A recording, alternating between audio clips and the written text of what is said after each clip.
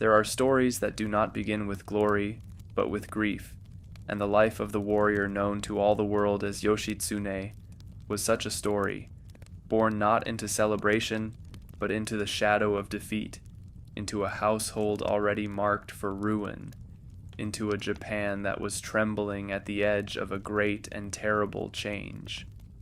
His father was Yoshitomo, the lord of the Minamoto clan, a man of fierce ambition and considerable power, who had once dreamed of unifying the eastern provinces under his banner and bending the will of the capital to his own, and for a time it had seemed that dream might come true, that the Minamoto might rise above all rivals and claim a dominance that none could challenge. But the dream had shattered.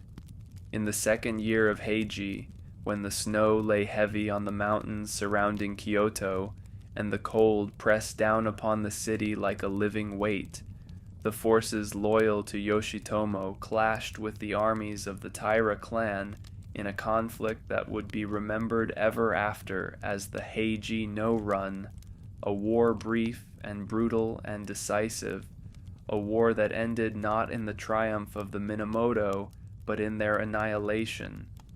Yoshitomo himself fled eastward through the snow, pursued by enemies on every road, abandoned by fortune and by allies who had melted away like ice in spring, and somewhere along that desperate road he was killed, not in battle as a warrior might have wished, but by treachery, cut down by a man he had trusted, and his head was carried back to Kyoto as a trophy and a warning.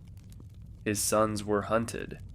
Those who were caught were put to death, and those who were not caught fled into hiding and into exile, and the name Minamoto became for a time a name spoken only in whispers, a name associated with failure and with blood.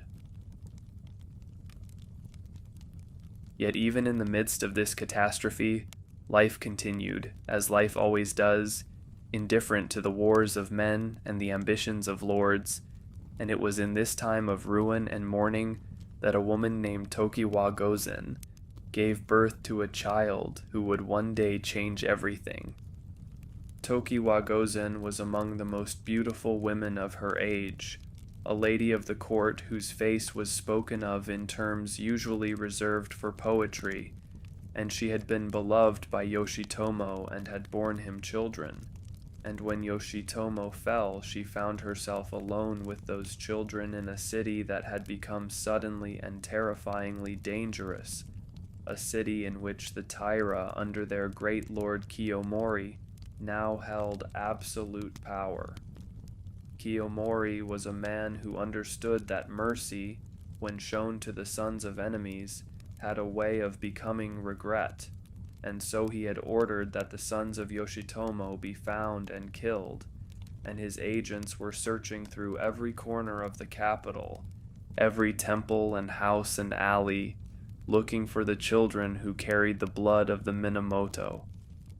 Tokiwa Gozen fled into the winter countryside with her children, wrapping them against the cold and moving by night when the roads were empty and the darkness offered some small protection, and she must have known even as she ran that her chances were poor, that a woman alone with small children in a winter countryside had few places to hide and fewer allies to call upon. The cold was savage that year, and the roads were ice, and the children cried with hunger and with fear, and still Tokiwa Gozen ran, because to stop was to die, and she was not yet ready to stop.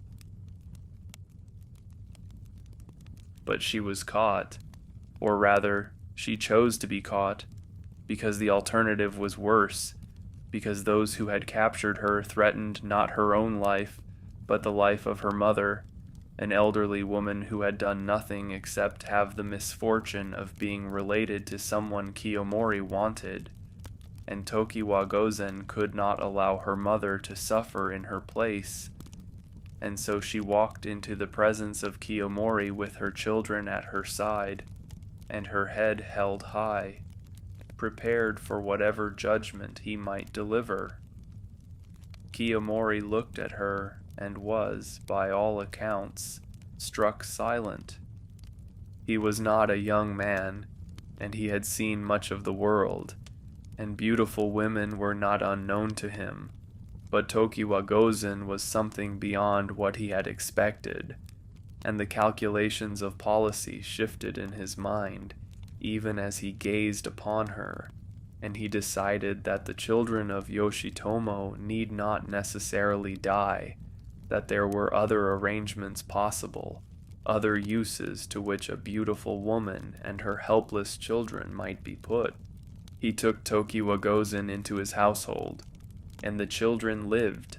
The youngest of those children, the one who had been born just before the catastrophe or in the immediate aftermath of it, depending on which account one follows, was called in his infancy Ushiwakamaru, a name that meant something like young ox, a name given perhaps with the hope that he would grow into strength, or perhaps simply because names are given before destinies are known, before anyone can guess what a child will become.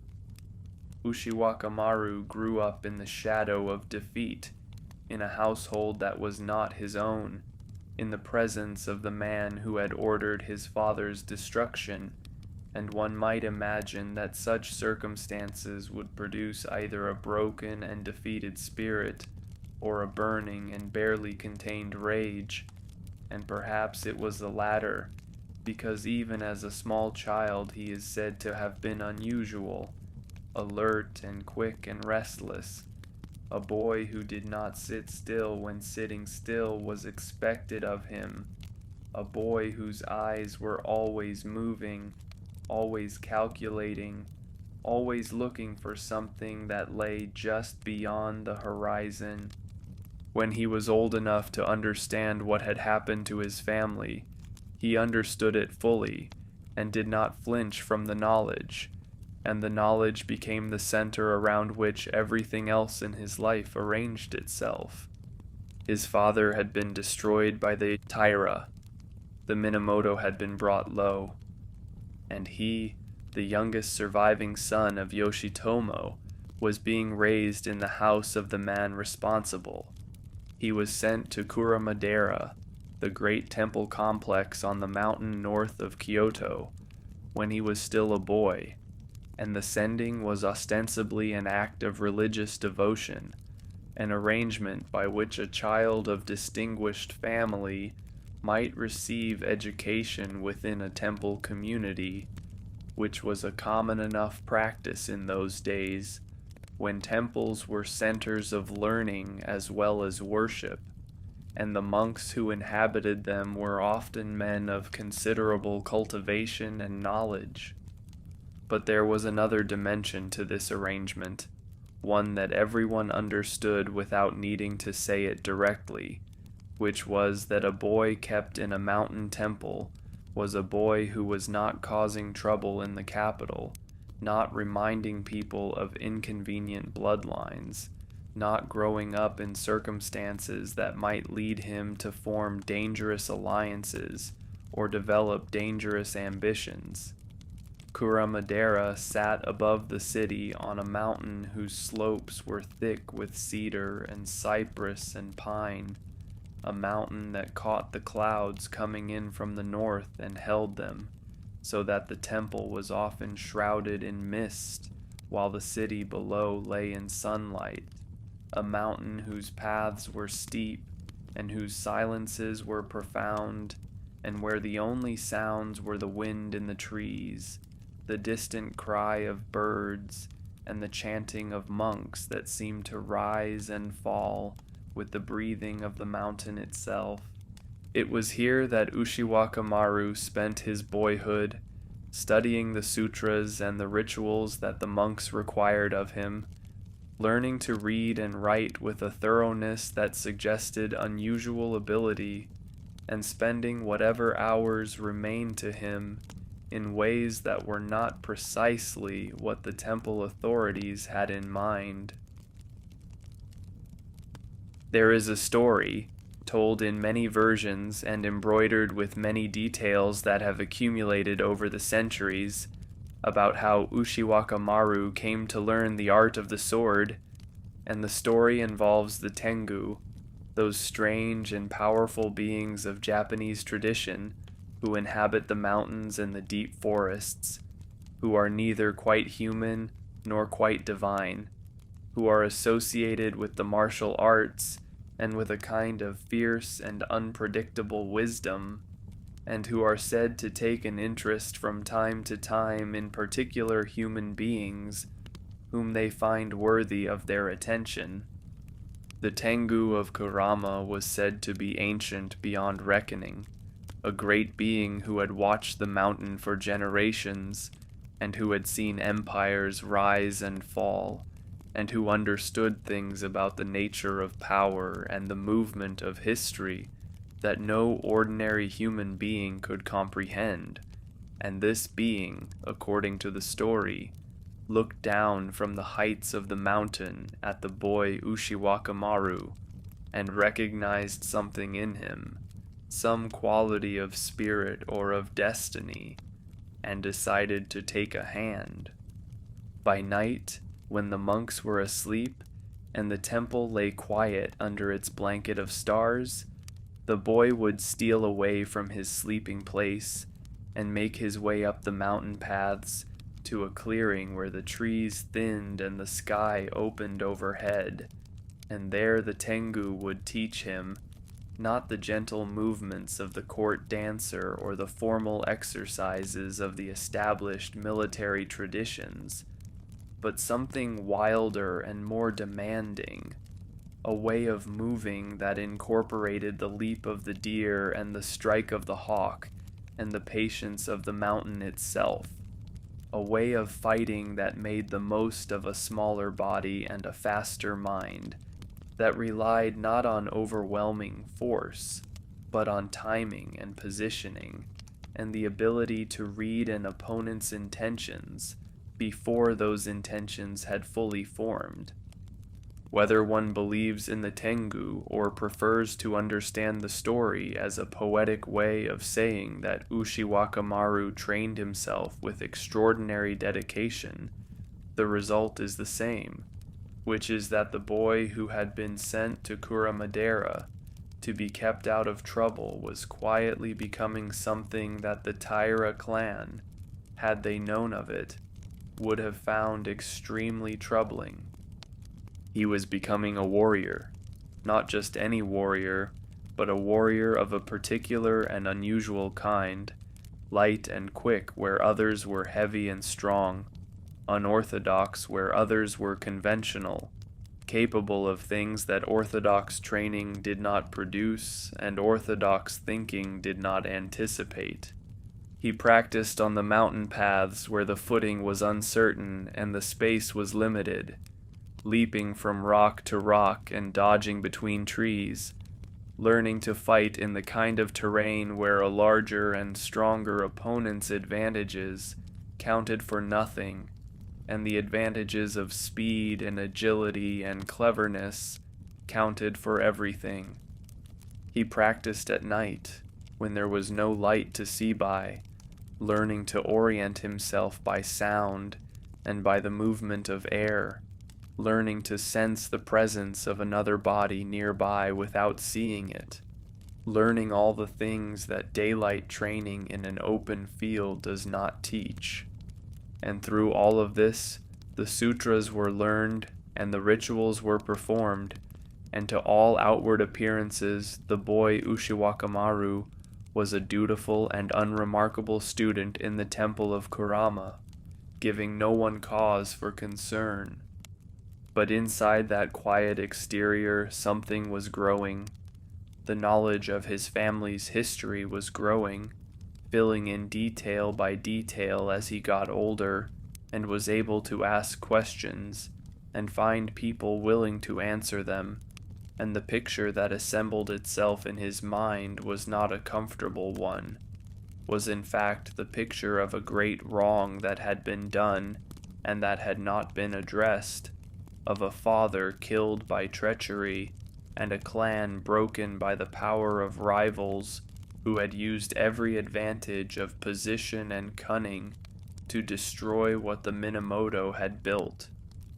And alongside that knowledge was growing something else, which was the awareness of his own capabilities, the slowly accumulating evidence that he was not an ordinary boy, that the training on the mountain paths and the natural gifts with which he had been born were combining into something remarkable, something that the world had not yet seen and did not yet know about.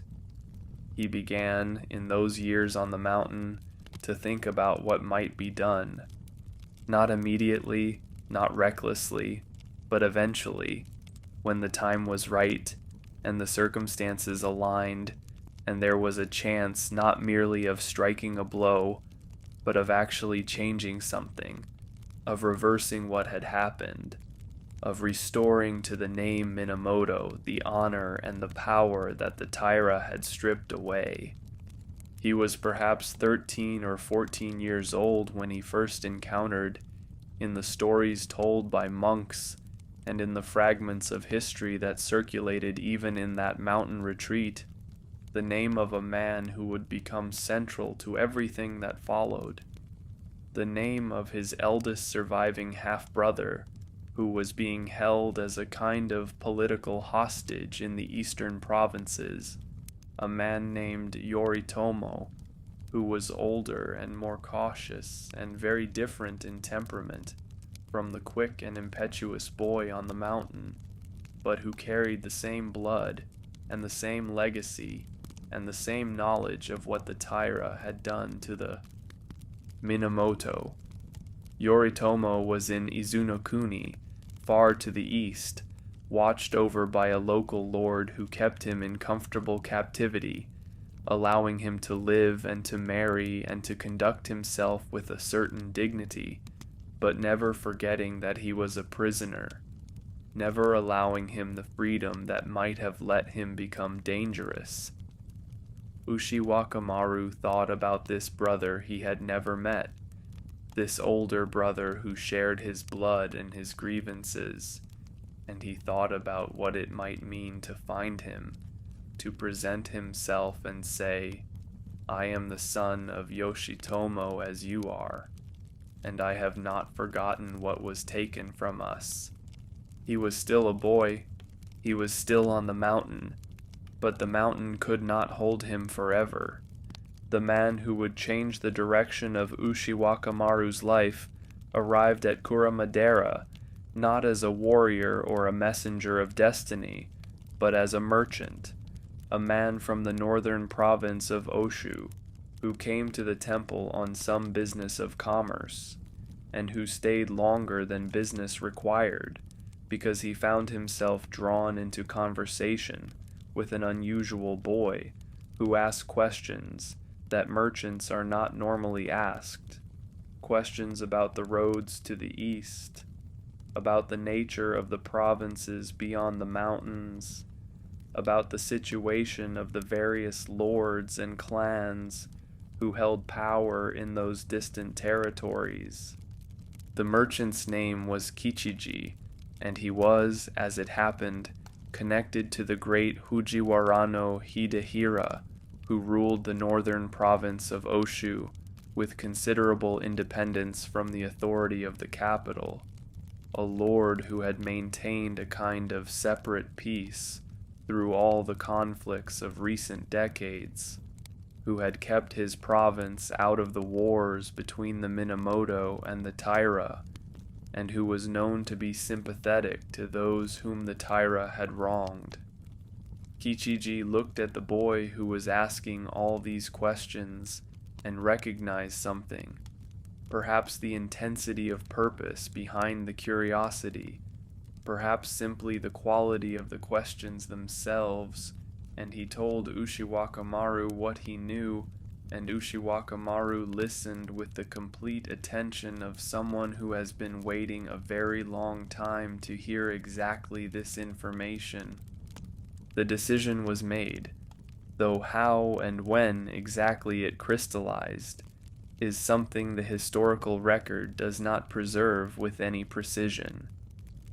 At some point, Ushiwakamaru determined that he would leave Kuramadera, that the mountain had given him what it had to give, that the time for study and training was ending, and the time for action was beginning, and that the first action was to go east, to find his brother Yoritomo, to become part of whatever was being built or might be built in those distant provinces. He was 16 years old. He had spent most of his conscious life on a mountain, studying, training, waiting. He had never fought in a real battle. He had never led men. He had never demonstrated to anyone except the trees and the rocks, and whatever spirits inhabited the heights of Kurama, what he had become in those years of solitary practice. But he knew what he was, and he knew where he needed to go. The night he left, Kuramadera is described in the old accounts with a certain atmospheric detail that suggests it made an impression on those who witnessed it or heard about it afterward. A cold night with the moon hidden behind clouds, and the cedar trees making their slow sound in the wind, and Ushiwakamaru moving through the darkness of the temple complex with the sureness of someone who has moved through this darkness many times before, knowing every step and every turning, knowing the places where the boards creak and the places where the guards pause in their rounds. He carried with him very little, only what a person needs who is leaving everything behind and starting something new, and he moved down the mountain paths that he had run so many times in training, down through the darkness and the cedar smell and the cold night air, and at some point the lights of Kyoto appeared below him, spread across the valley floor like fallen stars, and he looked at them for a moment and then looked away, because Kyoto was not where he was going, and the past that Kyoto represented was not what he was moving toward. He was moving east, toward Yoritomo, toward everything that would come after. But the road east from Kyoto did not go directly east, and Ushiwakamaru did not travel it alone for long, because the story of his journey is also the story of an encounter that would define the rest of his life, an encounter that happened at a bridge in the capital before he had even properly left it behind, an encounter that began in violence and ended in something else entirely. The bridge was Gojonohashi, a wooden bridge spanning one of the rivers of Kyoto, and it was known at the time for a particular reason that had nothing to do with the architecture or the location, which was that a giant of a monk was in the habit of waiting on it at night and challenging the swordsmen who crossed it, and taking their weapons when he defeated them, which he invariably did, because the monk in question was not an ordinary man. His name was Musashibo Benkei, and the accounts of him that have come down through the centuries are consistent in describing someone remarkable, even by the dramatic standards of that dramatic age, a man of enormous physical size, possessed of strength that seemed to belong to a different order of being from ordinary human strength, a man who had been difficult and ungovernable since boyhood, who had been sent to various temples as Ushiwakamaru had been sent to Kuramadera, and who had been expelled from each of them in succession because he refused to be contained by the routines and the disciplines that temple life required. Benkei had chosen the bridge as his theater of operations for reasons that are not entirely clear, but that may have had something to do with the symbolic power of bridges as places of transition, places where one world meets another, places where travelers are briefly between one thing and another, and therefore vulnerable in a particular way. He had collected, by the time Ushiwakamaru came to cross the bridge on that fateful night, 999 swords. He needed one more to complete a vow he had made, and the accounts vary on what the vow was and to whom it had been made, but the number is consistent across the tellings, 999, and the 1,000th sword was what he was waiting for. He had not expected the 1,000th sword to be carried by someone who looked like Ushiwakamaru. Ushiwakamaru was 16 years old and slightly built even for 16, with a face that was described even then as unusually fine-featured, almost feminine in its delicacy, and he carried himself with a certain ease that might have been mistaken for carelessness, and when Benkei stepped forward on the bridge and made it clear that the price of crossing was the sword at Ushiwakamaru's side, Ushiwakamaru did not immediately comply, but neither did he appear afraid. He appeared, by most accounts, faintly amused. What happened next on Gojo no Hashi is one of the most celebrated sequences in all of Japanese legend, retold in countless versions across the centuries, reimagined in theater and in art and in story, until it has become something larger than any individual account can contain. And the heart of it is this, that Benkei attacked with the full force of his enormous strength and his considerable skill, and Ushiwakamaru evaded him. Not met him head-on, not tried to match strength with strength, not stood his ground and absorbed the impact, but moved, flowed around the attack like water around a stone, was where Benkei expected him to be, and then was somewhere else entirely, light on his feet in a way that seemed to deny the normal rules of how a body moves, quick in a way that Benkei had never encountered in 999 previous encounters. Benkei swung and hit air. Benkei lunged and found empty space.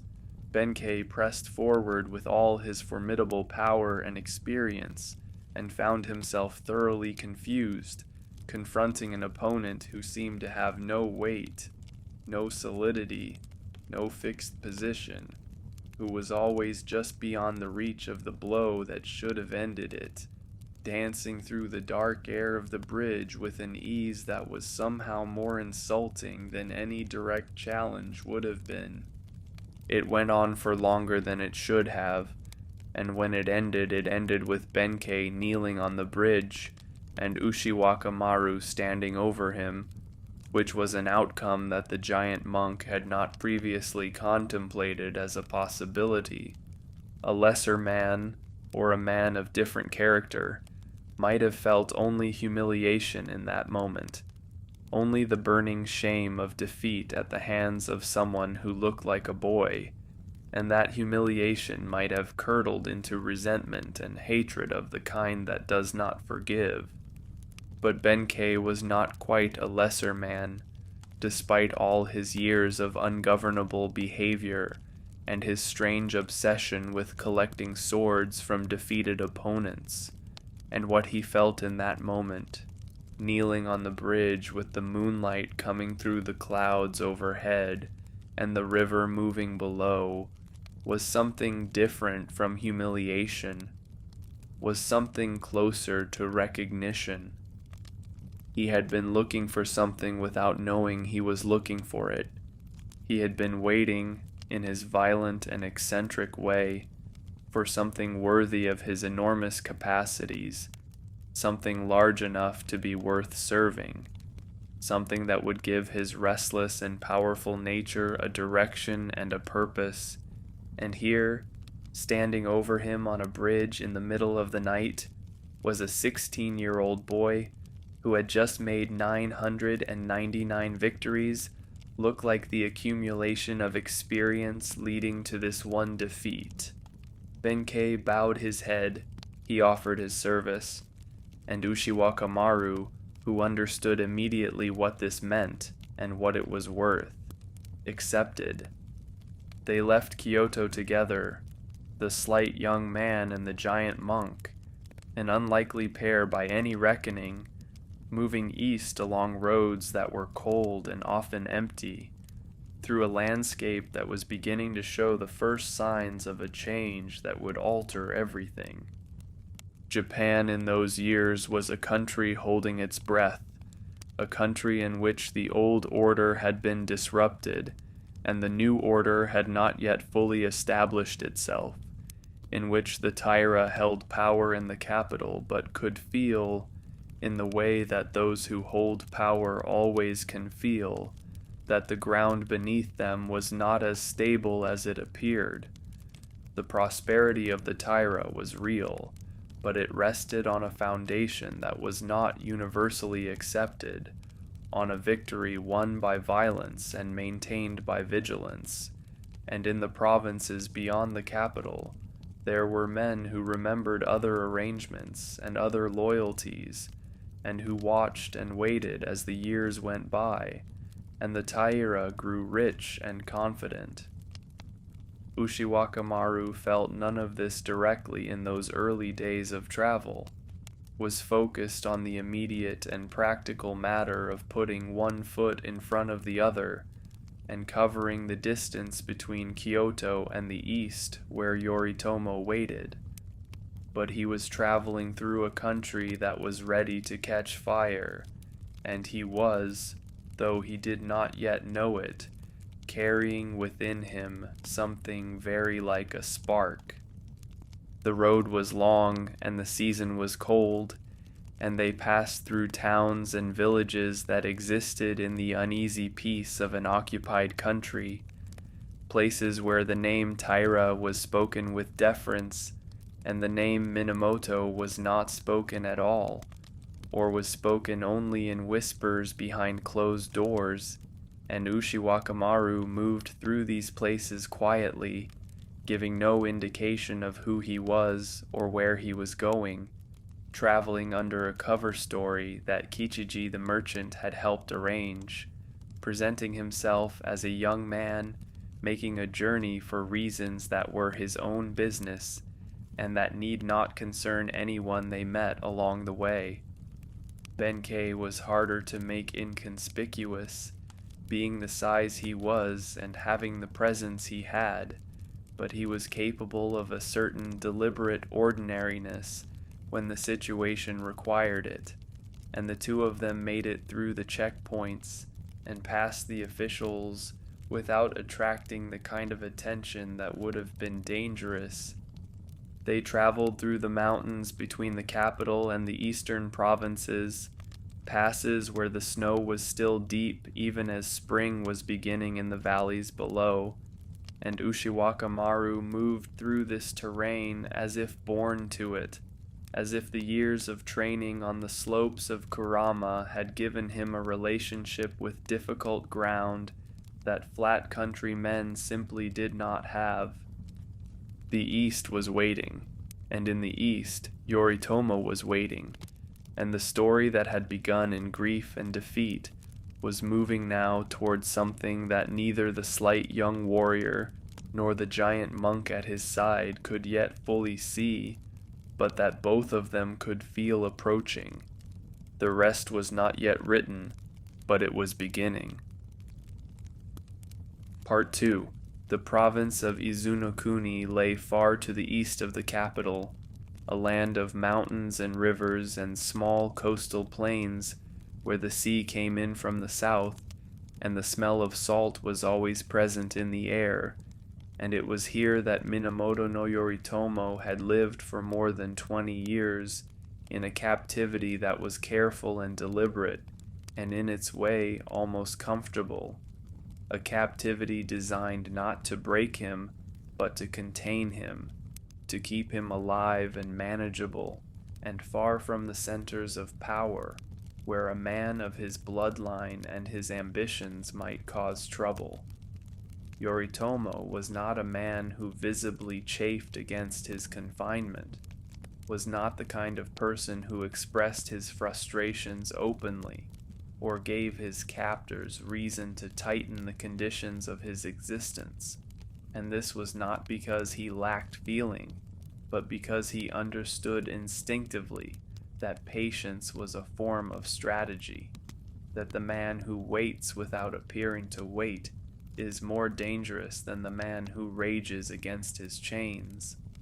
And so he had waited year after year, building quiet relationships with the local warrior families, marrying into the Hojo clan whose lord was his official keeper, learning everything there was to know about the men and the land and the loyalties of the eastern provinces, making himself into something that no one who was not watching very carefully would have recognized as what he actually was, which was a center of gravity, a point around which the dissatisfactions of the East were slowly and silently beginning to organize themselves.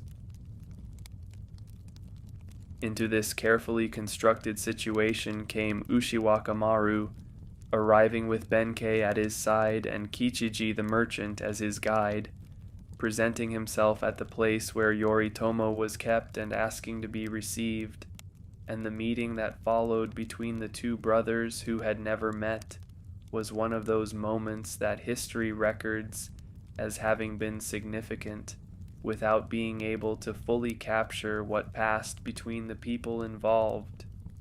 Yoritomo was a man in his 30s by this time, cautious and deliberate in his manner, experienced in the art of concealing his thoughts and measuring his words, and he looked at the young man who stood before him, this slight and fine-featured boy who had traveled all the way from Kuramadera to find him, and whatever he saw in that meeting, he received him as a brother. Ushiwakamaru had brought with him no army, no resources, no political connections of any value, nothing but himself and the enormous, if as yet unproven capabilities that the years on the mountain had developed, and yet Yoritomo received him, incorporated him into the household, began the process of introducing him to the warrior families of the East, whose support would be necessary for anything that was to come. What the two brothers said to each other in those first days is not recorded, but the shape of what they agreed upon is visible in what happened afterward, which was that Ushiwakamaru became part of Yoritomo's world, committed himself to the project that Yoritomo was building, accepted a role that was for the moment subordinate, but that carried with it the promise of something larger when the time came. The time came sooner than many expected. In the East, the warrior families who had watched the rise of the Taira with resentment and unease were reaching a point where patience was becoming difficult to maintain, where the accumulated grievances of 2 decades were pressing towards some kind of release, and Yoritomo had spent those 2 decades making himself into the person that release would organize itself around, and now the organization was beginning. Messages went out along the roads and the rivers of the eastern provinces, carried by merchants and monks and travelers whose movements attracted no particular attention, and the messages said what they needed to say about the name Minamoto and the wrongs that had been done and the opportunity that was forming, and the warrior families of the East received those messages and made their calculations and began, one by one, and then in larger numbers, to commit themselves to what was coming. Yoritomo raised his banner at Ishibashiyama in the late summer of that year, and the army that gathered around it was not yet large, was in fact dangerously small for what was being attempted, and the battle that followed went badly.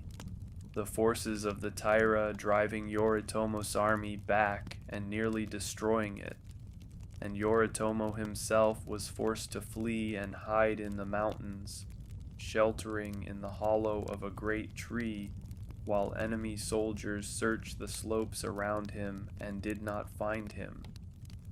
But the defeat at Ishibashiyama did not end what had begun, and this is perhaps the most important thing to understand about the uprising of the Minamoto, that it was not a single army or a single battle, but a movement, a gathering of energies that had been building for years and that could not be stopped by any single setback.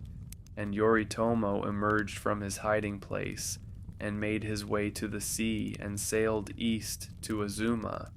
And when he arrived, he found that the defeat had not dispersed his followers, but had in some ways concentrated them, had made the choice clear and the commitment firm, and the army that assembled around him in the weeks that followed was far larger than the one that had been scattered at Ishibashiyama. Ushiwakamaru was part of this army, and he was learning in those weeks what it meant to be a military commander in a way that no amount of training on the mountain paths of Kurama could have taught him, learning the logistics and the politics and the endless human complexity of keeping a large group of men moving in the same direction toward the same goal. And he was learning it quickly, with the same intensity that he had brought to the sword work and the footwork and all the other disciplines of the mountain years. The Taira in the capital received news of what was happening in the east, and responded as powerful institutions often respond to challenges from unexpected directions, with a mixture of contempt and alarm. Contempt because the Minamoto were supposed to be finished, alarm because the reports coming in from the east suggested that something real was forming, something that could not be simply dismissed, and the response that was organized was serious, but perhaps not serious enough, not fast enough, not large enough to meet what was actually coming. Yoritomo established his headquarters at Kamakura, a location on the eastern coast that had certain natural advantages of terrain, and that was far enough from the capital to give him room to build and organize without immediate interference. And from Kamakura he began the work of creating not just an army, but a system, a way of governing the eastern provinces that recognized the warrior families who had committed to him and gave them a stake in the outcome, a bureaucratic structure that was rougher and simpler than the elaborate court culture of Kyoto, but that worked, that got things done, that held together under pressure. It was in this period that the different characters of the two brothers became apparent in ways that would matter greatly later, because Yoritomo was a man who thought in terms of systems and institutions, who understood that winning a war meant creating something that could outlast the war itself, while Ushiwakamaru was a man who thought in terms of battles and moments, who was drawn to the immediate and the concrete, who was brilliant at the thing in front of him, but less interested in the thing that would come after. These are not failures of character, but differences of nature, and they are relevant because they explain much of what followed, both the extraordinary military victories and the tragedy that came after them. The campaigns began in earnest in the third year of Juei, when Yoritomo sent his forces westward toward the capital, and among the commanders he appointed was Ushiwakamaru, who received his first independent command with a seriousness that suggested he had understood all along that this moment would come and had been preparing for it through every year on the mountain and every week in the east. The army that Ushiwakamaru led was not the largest of the forces being deployed, but it was his, and he moved it with a confidence and a speed that immediately distinguished his operations from those of commanders who had been doing this longer, a confidence that came not from recklessness, but from a genuine and accurate assessment of what his forces could do and what the terrain offered and what the enemy would expect. What the enemy expected, in almost every engagement, was something other than what Ushiwakamaru delivered, because he had a gift that is rare and that cannot be taught, which is the ability to see a military situation whole, to understand not just what is happening, but what is about to happen, to make decisions faster than the opponent can respond, and to position forces in places where they will have maximum effect before the opponent realizes they are moving. He was not yet 20 years old. He had never commanded an army before, and he was already doing things that older and more experienced commanders would discuss and debate and try to understand for generations after he was gone.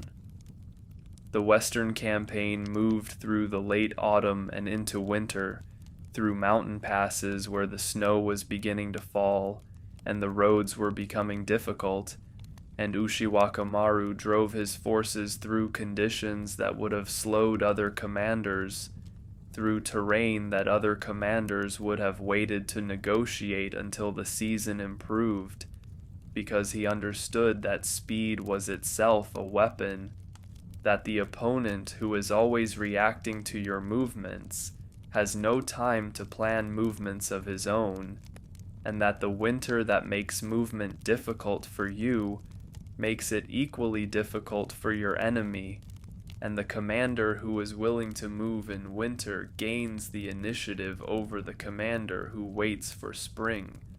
The Taira fell back before this pressure, retreating westward toward their strongholds closer to the sea, and the capital that they had held for so long began to feel for the first time genuinely threatened, and the court culture of Kyoto that had grown around Taira no Kiyomori's power looked westward at the approaching armies of the Minamoto and felt a cold that had nothing to do with the season. Kiyomori himself was dead by this time, taken by illness in the previous year, and his death had removed from the Taira the one figure who had the combination of vision and ruthlessness and tactical understanding to give the clan a chance against what was coming, and those who came after him were capable men in many ways, but were not equal to what they were facing. The heir who succeeded Kiyomori was his son Munamori, a man described in the accounts of the time as handsome and cultured, and thoroughly unsuited to the brutal demands of the situation in which he found himself, a man who had grown up in the absolute confidence that the Taira would always prevail, and who now discovered that confidence to be a poor substitute for the kind of cold and practical intelligence that military crisis requires, and the decisions he made in those months were not the decisions of a man who fully understood what was happening to him and his clan. The Taira had one significant advantage remaining, which was the sea. They were a clan with deep roots in the coastal regions of western Japan, with knowledge of the tides and the currents, and the behavior of ships in weather that the eastern warrior clans who formed the core of Yoritomo's army did not share, and they had retreated toward the sea deliberately, understanding that whatever advantages the Minamoto possessed on land were reduced or eliminated on the water, where the Taira could maneuver and supply and withdraw in ways that a land-based army could not easily counter. They took the young emperor with them when they retreated, the child Antoku, who was barely old enough to understand what was happening around him, whose presence with the Taira gave those retreating forces a legitimacy that pure military power alone could not provide, because the emperor was not simply a political figure, but a sacred one, the living embodiment of the divine authority that stood at the center of Japanese civilization, and whoever held the emperor held something that could not be dismissed or ignored. This was the situation that Ushiwaka Maru confronted as he drove his forces westward through the winter landscape, pushing the Taira back toward the coast, compressing the territory they controlled, preparing for the engagements that both sides knew were coming, the engagements that would determine which of the great clans would shape the future of Japan, and which would become a memory, a name spoken with pity or with admiration, but without power. He was thinking about the sea, not yet perhaps in the specific tactical terms that would later define his greatest victories, but in the general sense that the problem before him was a problem that had a maritime dimension, that the Taira were not simply retreating, but were retreating toward a terrain where they believed themselves safe, and that safety needed to be challenged, needed to be made as uncertain as the safety of every other position they had held. Ushiwaka Maru had not grown up near the sea, had spent his formative years on a mountain far from any coast, and had no particular experience of naval warfare, and yet he had a quality that served him as well in unfamiliar situations as in familiar ones, which was the ability to think clearly about what a situation actually required, rather than about what conventional wisdom said it required, to look at a problem fresh and ask what would actually work, rather than what was supposed to work. The Taira believed that the sea protected them. Ushiwaka Maru was beginning to consider how to make that belief into a trap. Benkei was always close, the enormous monk who had pledged himself on Gojo no Hashi, proving to be exactly the kind of companion that Ushiwaka Maru needed, not simply a bodyguard, though he was that, but a presence that anchored the more impetuous tendencies of his lord, a voice that occasionally asked whether a particular action was wise, even when it was clear that the action was going to happen regardless of the answer, a loyalty so complete and so uncomplicated that it required no maintenance and never wavered.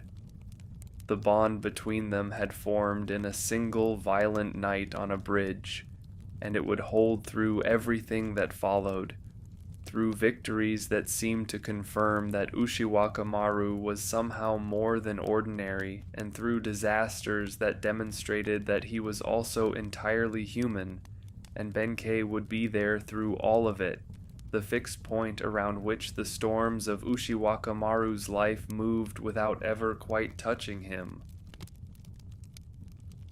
Yoritomo in Kamakura received reports of his brother's progress with a satisfaction that was mixed with something more complicated, because Ushiwaka Maru was succeeding brilliantly, and this was exactly what was needed, but the manner of the success and the independence with which it was being achieved was already generating in Yoritomo's careful and systematic mind certain questions about the future, certain concerns about what it would mean when the war was over, and the question of authority in the new order had to be resolved.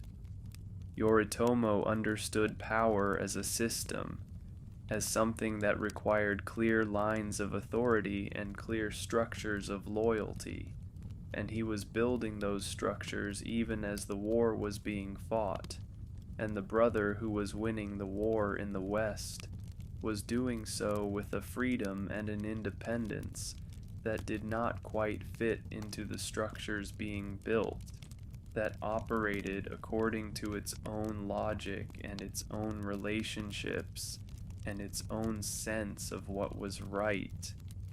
This was not yet a crisis, was still just a potential difficulty somewhere in the future, but Yoritomo was the kind of man who thought about potential difficulties before they became actual ones, and he filed the concern away in the careful archive of his mind, and continued building his system, and continued receiving the victories his brother sent him from the west, and the war continued.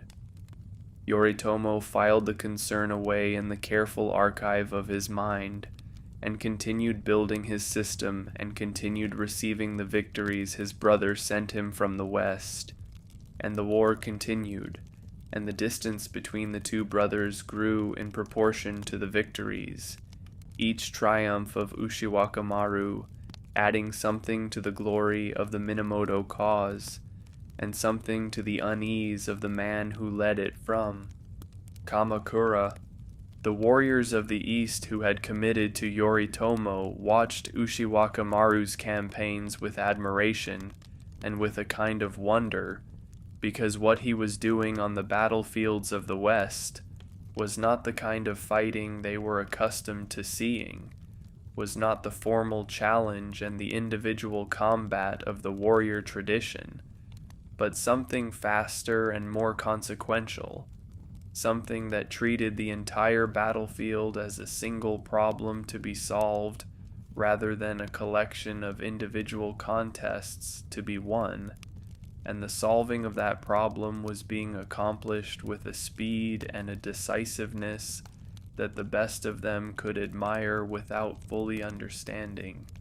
Ushiwakamaru was rewriting the terms of what military command in Japan meant, and he was doing it in the middle of an actual war, which is the most demanding context in which to rewrite anything, and the rewriting was succeeding, which is perhaps the most remarkable thing of all, because success in war forgives many things, and explains many others, and creates around the successful commander an authority that has nothing to do with rank or appointment, and everything to do with what has actually been accomplished.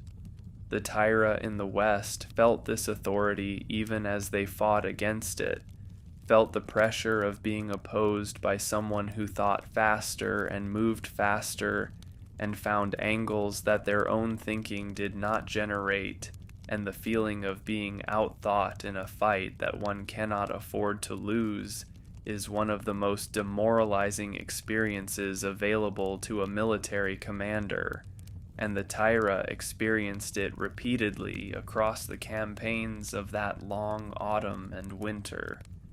The Taira in the West felt this authority even as they fought against it, felt the pressure of being opposed by someone who thought faster and moved faster and found angles that their own thinking did not generate, and the feeling of being outthought in a fight that one cannot afford to lose is one of the most demoralizing experiences available to a military commander, and the Taira experienced it repeatedly across the campaigns of that long autumn and winter.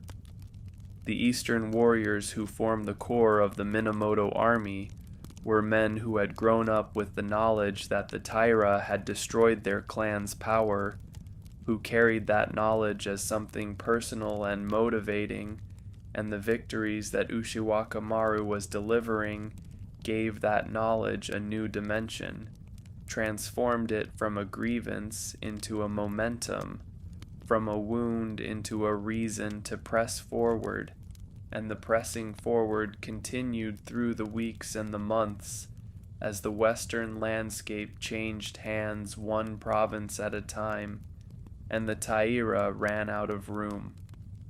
Kyoto, the capital that had been under Taira control for a generation, was retaken without a major battle, the Taira withdrawing before the advancing Minamoto forces, rather than making a stand in a city that fighting would destroy, taking with them the young emperor and the imperial regalia and everything else that constituted the portable substance of their claim to authority, leaving behind them a city that was intact but confused, uncertain about what the change of power would mean for the ordinary life of its inhabitants.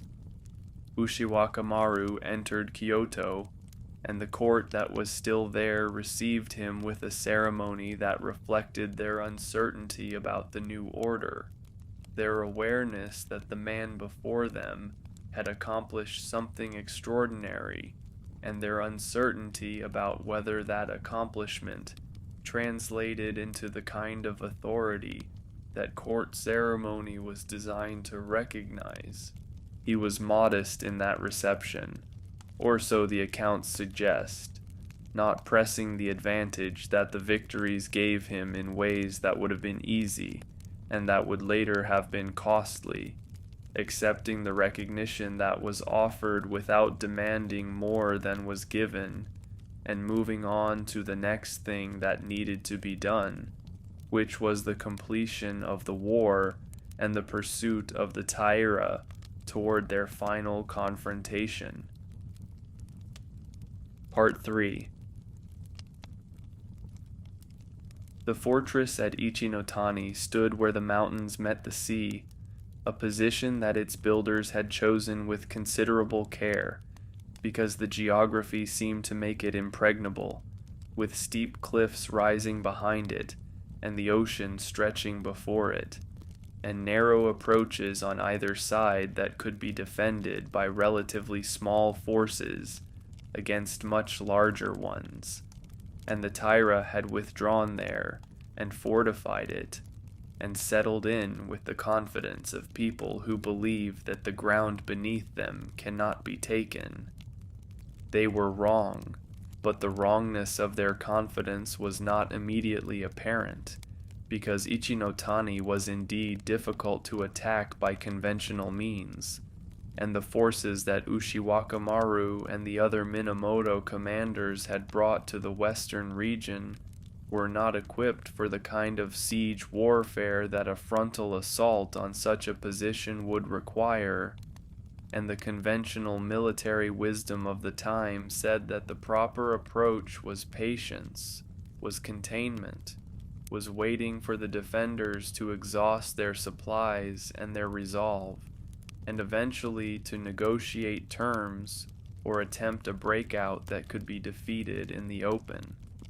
Ushiwakamaru did not find conventional military wisdom particularly compelling. He looked at Ichinotani, and he looked at the cliffs behind it, the cliffs that everyone agreed were impassable, the cliffs that the Taira had not fortified because no one fortifies what cannot be climbed, and he asked his commanders about the cliffs, and they told him what he already knew, which was that the cliffs were not passable for an army, that the slope was too steep, and the footing too uncertain, and the exposure too great. He asked about deer. The question surprised the commanders, who had not been expecting a question about deer, and they told him that yes, deer were sometimes seen on those slopes, that the animals picked paths through the terrain that seemed impossibly steep for anything larger than a bird, and Ushiwakamaru listened to this, and thought about it, and made a decision that the commanders found alarming, and that history has found extraordinary. He would take a force of cavalry down the cliff, not all of his forces, not the main body of the attack, but a selected group of horsemen who would descend the cliff, while the frontal assault drew the defenders' attention to the approaches at ground level, who would appear behind the fortress at a moment when its defenders were committed to fighting in the opposite direction, who would create the kind of chaos and terror that only an attack from the impossible direction can create. The descent of the cliff at Ichinotani is one of those events that has been told and retold so many times that it has acquired the quality of legend, even though it actually happened, a quality of the impossible made real that resists the dampening effect of historical analysis and continues to produce in the imagination a vivid and almost physical sensation of what it must have been like. The horses and the riders picking their way down a slope that horses were not supposed to be able to descend, the sound of hooves on rock and the spray of loose stones and the sea far below glittering in the winter light. Ushiwakamaru went first, or near first, because he was not the kind of commander who sent others where he would not go himself, and the horses followed where the lead horse went, and somehow the descent was made, somehow the impossible was accomplished, and when the force reached the base of the cliff, and reformed and drove into the rear of the fortress, the effect was exactly what Ushiwakamaru had calculated it would be. The defenders of Ichinotani had been expecting an attack from the approaches. They had not been expecting an attack from the cliff.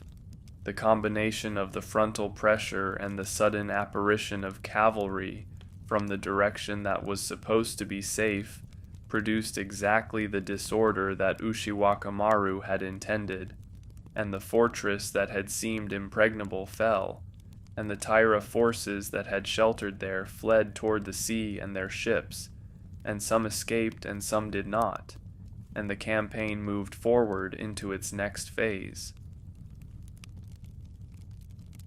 Among those who died in the aftermath of Ichinotani was a young Taira warrior named Tairano Atsumori, a man barely older than Ushiwakamaru himself, a man known for his cultivation and his skill at music as well as his ability as a fighter, a man who represented everything that the court culture of the Taira had produced at its finest, and his death at the hands of a Minamoto warrior named Kumagai Naozane became one of the most celebrated episodes of the entire war, not because of its military significance, but because of its human one, because Kumagai recognized in the young man he had caught something of himself and of his own son, and the killing that followed was carried out with a grief that Kumagai could not conceal and could not forget.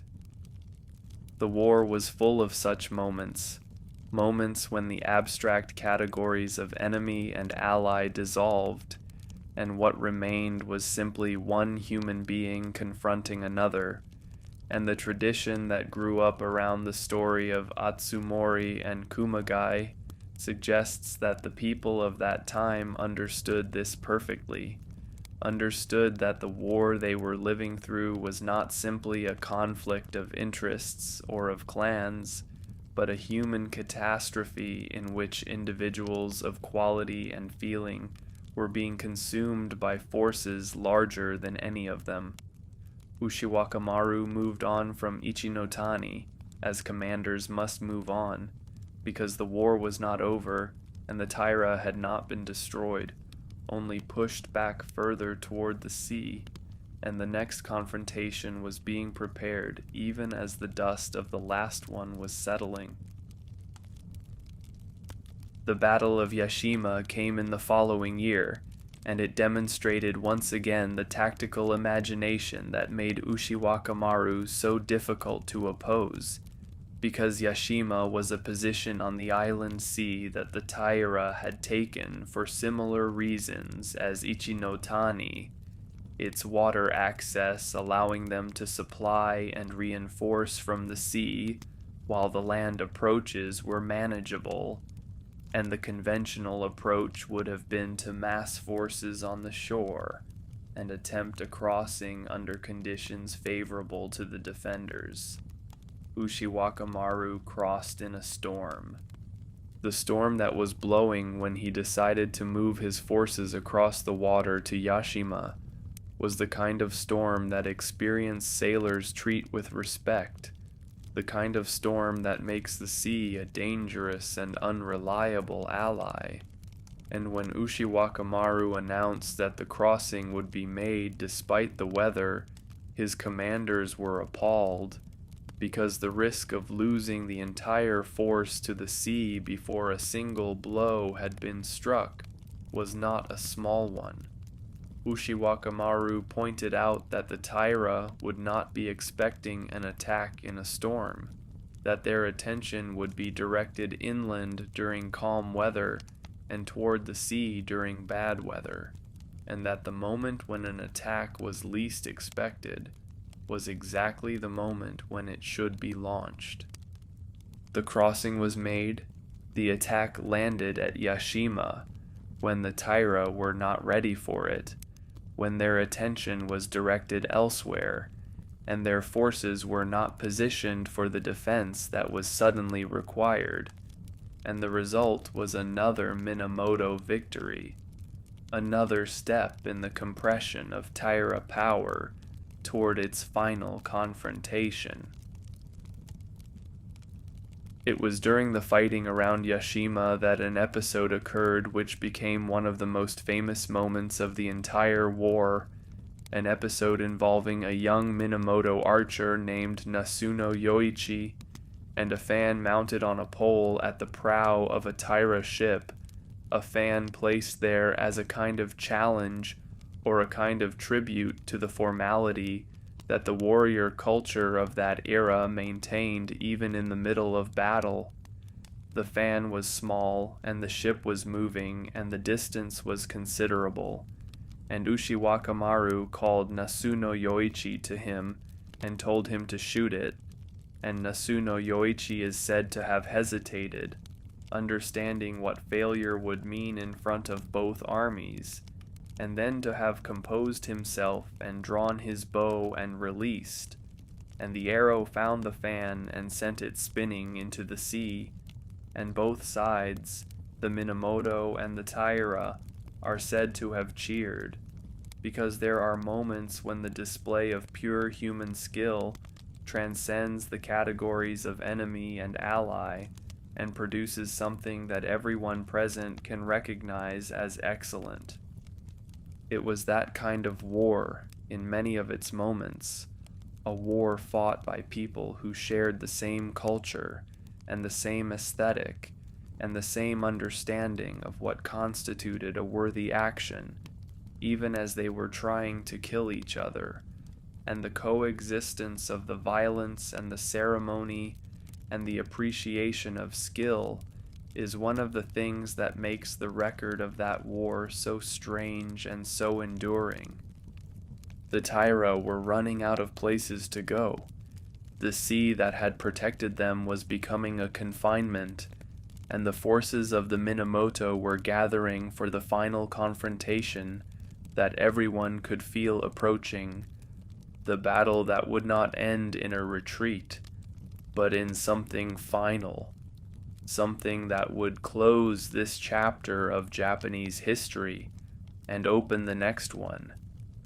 The sea that had protected them was becoming a confinement, and the forces of the Minamoto were gathering for the final confrontation that everyone could feel approaching, the battle that would not end in a retreat, but in something final, something that would close this chapter of Japanese history and open the next one.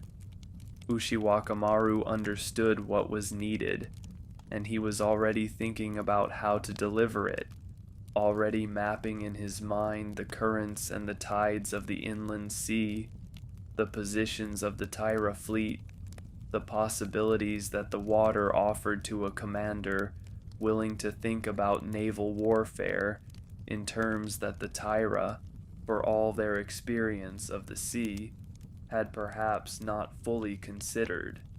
The Taira were sailors. Ushiwakamaru was becoming something else, something that the inland sea had not seen before, a land commander who had taught himself to think about water the way he thought about terrain, as a medium that could be used, that had its patterns and its predictabilities, that rewarded the commander who understood it and punished the one who took it for granted.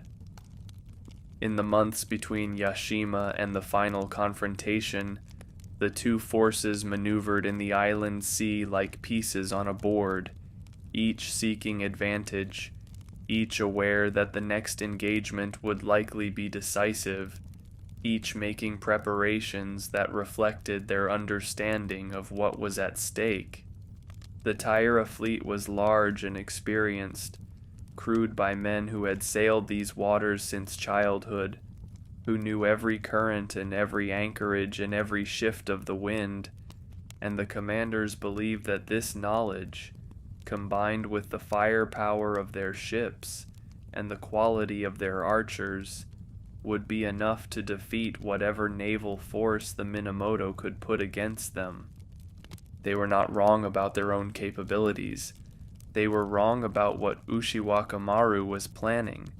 Ushiwakamaru had been studying the tides of Dan-no-ura, the strait at the western end of the inland sea, where the currents ran fast and the tidal shifts were dramatic and predictable, where a commander who understood the tides could use them as an ally, and a commander who did not could find them turned against him at the worst possible moment.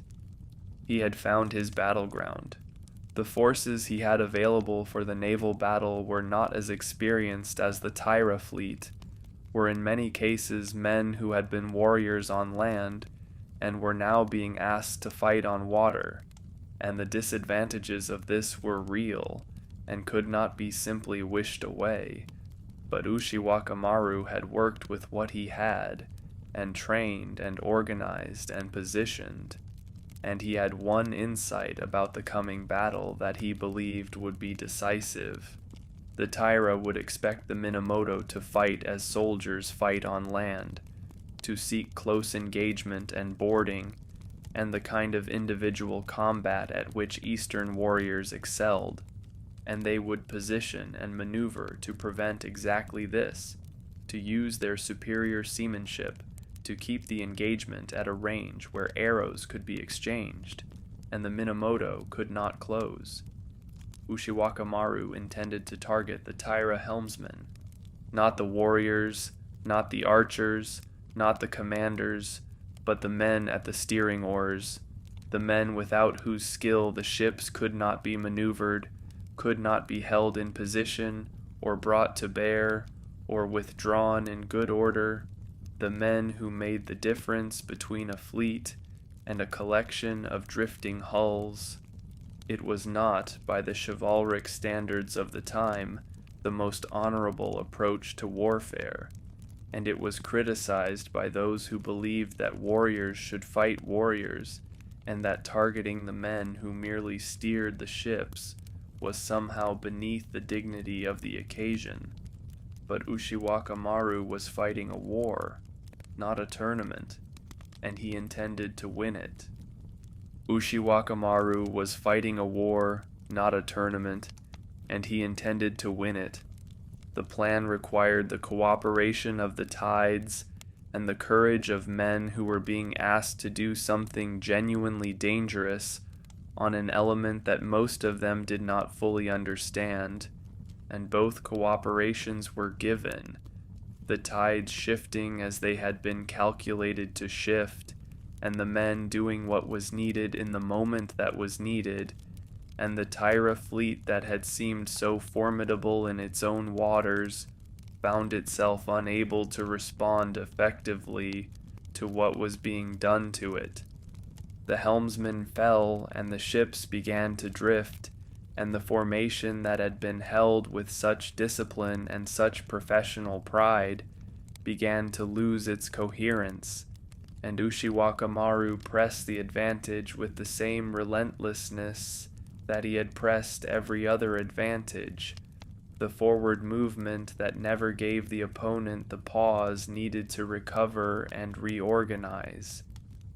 The day of Dan-no-ura was not yet, but it was approaching, and everything that Ushiwakamaru was doing in those weeks before the final battle was making it approach faster, was narrowing the options of the Taira and expanding the options of the Minamoto in ways that the final accounting would reflect. The inland sea held its breath. The fleets maneuvered in the gray water, and somewhere in the calculation of currents and tides and wind and the courage of individual men, Yoshitsune was finding the shape of what would happen next, the arrangement that would turn the sea itself into the instrument of the Minamoto's final victory and the Taira's final loss. He had descended the cliff at Ichinotani because the cliff was there, and because descending it would win the battle. He had crossed the storm to Yashima because crossing in a storm would achieve what crossing in calm could not. And now he was looking at the tides of dan-no-ura with the same eyes, the eyes of someone for whom the impossible was simply a challenge to be approached from the right angle. And what those eyes were seeing in the tidal patterns and the geography of the strait was the shape of the ending of the war. He had descended the cliff at Ichinotani because the cliff was there and because descending it would win the battle. He had crossed the storm to Yashima because crossing in a storm would achieve what crossing in calm could not. And now he was looking at the tides of dan-no-ura with the same eyes, the eyes of someone for whom the impossible was simply a challenge to be approached from the right angle. And what those eyes were seeing in the tidal patterns and the geography of the strait was the shape of the ending of the war. The Taira had the sea, Yoshitsune had the tides, and the tides, as they always do, moved according to their own schedule, indifferent to the plans of warriors and the ambitions of clans, reliable in their unreliability, predictable in the pattern of their change. And Ushiwakamaru had found in that reliability the one fixed point around which the entire final battle could be constructed. The warriors who rode with him through those weeks of maneuvering before dan-no-ura did not always understand what he was doing, or why the timing of particular movements mattered in the ways he said they mattered, because the understanding of tides was not part of the Eastern warrior's education, and the connection between the movement of water and the outcome of a naval battle required a kind of thinking that most soldiers did not need to develop. But they trusted him. They had trusted him down the cliff at Ichinotani. They had trusted him across the storm sea to Yashima, and they would trust him at dan-no-ura, would follow where he led and do what he asked, and believe that the strange calculations he was making about tides and timing would produce the result he said they would produce. The result was the Battle of dan-no-ura, and the Battle of dan-no-ura ended the Taira, and the trust was vindicated one final time. Part 4. The Battle of dan-no-ura was fought in the 3rd month of Genryaku at the western end of the inland sea, in the strait where the currents run fast and the tides shift with a suddenness that can transform a favorable position into a dangerous one in the time it takes to make a decision. And it was here that the long war between the Minamoto and the Taira came to its end, not in the gradual exhaustion that many conflicts produce, but in a single day of fighting on the water that settled everything.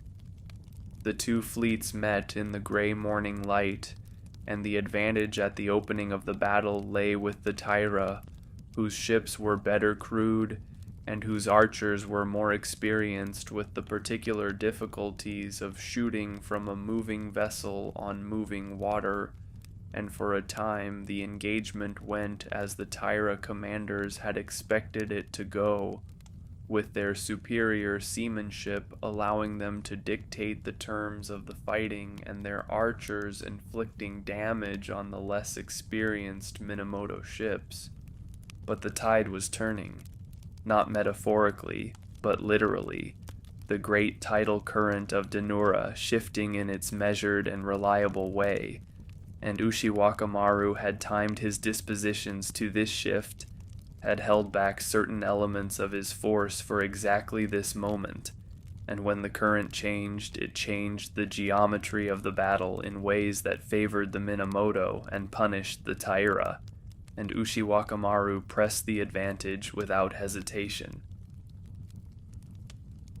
The targeting of the Taira helmsman worked as Ushiwakamaru had planned it would work, the Minamoto archers concentrating their fire on the men at the steering oars and removing from the Taira fleet the ability to maneuver with the precision that naval combat required, and the ships that could not be properly steered became liabilities rather than assets, obstacles in the water that complicated the movements of those ships that still had their helmsmen. And then something happened that the Taira commanders had not anticipated, which was that a significant portion of their allied forces changed sides. The defection of forces that had committed to one side and then found it expedient to commit to the other was not unusual in the wars of that period, was in fact a recognized element of the calculations that commanders made when assessing their situations. But the defection at dan-no-ura came at the worst possible moment for the Taira, when the battle had already shifted and the change of sides transformed a difficult situation into a catastrophic one, and what had been a close and uncertain engagement became a rout. The Taira who saw what was happening understood what it meant, and those who had the means to make a choice made it quickly, some fighting on with a courage that had nowhere left to go, and some doing what those who know a battle is lost sometimes do, choosing the manner of their own ending rather than leaving it to the enemy. Tairano Tomomori, one of the great commanders of the clan, a man who had fought throughout the long war with a skill and a ferocity that his enemies respected, is said to have put on 2 suits of armor, doubling his weight, and walked into the sea, choosing the water over capture, and the image of him sinking beneath the waves of dan-no-ura in his doubled armor became one of the defining images of the end of the Taira, a final act of will in a situation where will was the only thing still available. The Empress Nidono, the grandmother of the young Emperor Antoku, took the child in her arms and walked into the sea as well, telling him as she did that there was another capital beneath the waves, a better place than the one they were leaving, and the child emperor went with her and did not survive, and the sacred regalia that he had carried with him into the sea, the sword that was one of the 3 treasures of the imperial house, was lost and was never recovered, and this loss was mourned for generations as something that could not be repaired. Ushiwakamaru won the Battle of dan-no-ura, and the winning of it should have been the moment of his greatest triumph, the culmination of everything that had begun with the flight from Kurumadera, and the meeting with Yoritomo, and the campaigns across the west of Japan, and in some ways it was, in the sense that it was complete and decisive, and achieved the military objective that had been set. But Ushiwakamaru was not a man who experienced triumph in a simple or uncomplicated way, and what he felt at dan-no-ura is not recorded in any way that allows certainty. What is recorded is what happened next, which is that he returned eastward with his victories and his prisoners and the news of what had been accomplished, and he returned to a situation that was already more complicated than the clean clarity of the battlefield, to a relationship with his brother that had been developing its tensions throughout the years of the campaign, and that was now, with the war effectively over, approaching a crisis. Yoritomo had been grateful for the victories. Yoritomo had been less pleased with the manner in which they were achieved, with the relationships Ushiwakamaru had built with court nobles in Kyoto without his sanction, with the authority Ushiwakamaru had exercised over matters that Yoritomo considered to be within his own domain, with the independence that was simply part of Ushiwakamaru's nature, but that read from Kamakura as something dangerously close to insubordination. The specific incident that brought the tension into the open involved Minamoto no Yoritomo's desire to have a man named Kajiwara Kagetoki present as an observer at the naval campaign, a man who was loyal to Yoritomo and who would report back to Kamakura on what was happening in a way that gave Yoritomo a level of oversight that he felt entitled to expect. Ushiwakamaru had refused. The refusal was not born of defiance exactly, but of the conviction that a campaign is a campaign, and that the presence of observers whose loyalty is to someone other than the immediate commander introduces complications that military operations cannot afford. And Ushiwakamaru had sent Kaziwara away, and conducted the battle as he saw fit and won it, which from one perspective vindicated his judgment entirely, and from another perspective demonstrated exactly the kind of independence that Yoritomo had been worrying about. Kaziwara returned to Kamakura and reported, and what he reported was shaped by his own resentment at having been dismissed, and the picture that assembled itself in Yoritomo's mind from these reports was not a picture of a brilliant and loyal younger brother, but of someone who was acquiring power and relationships and a reputation that might, in the wrong circumstances or in the wrong hands, become a problem. Yoritomo was not an unjust man, and he was not a cruel one, but he was a man who had spent 2 decades building something, and who was not prepared to see it complicated by considerations that he regarded as secondary to the larger project of establishing a stable order in Japan, and the brother who had won the war for him was now presenting himself as a potential threat to that order, or at least as someone whose continued unconstrained operation within it was a source of uncertainty. He summoned Ushiwakamaru to Kamakura. Ushiwakamaru went, with Benkei at his side, traveling the road eastward that he had traveled westward with such hope and purpose in the years before, and what he found at the end of that road was not the welcome that a man who had just won a war might reasonably expect, but a reception that was formal and cold, and that made clear, without saying so directly, that something had changed between the brothers, and that the change was not in Ushiwakamaru's favor. He was not admitted to Kamakura.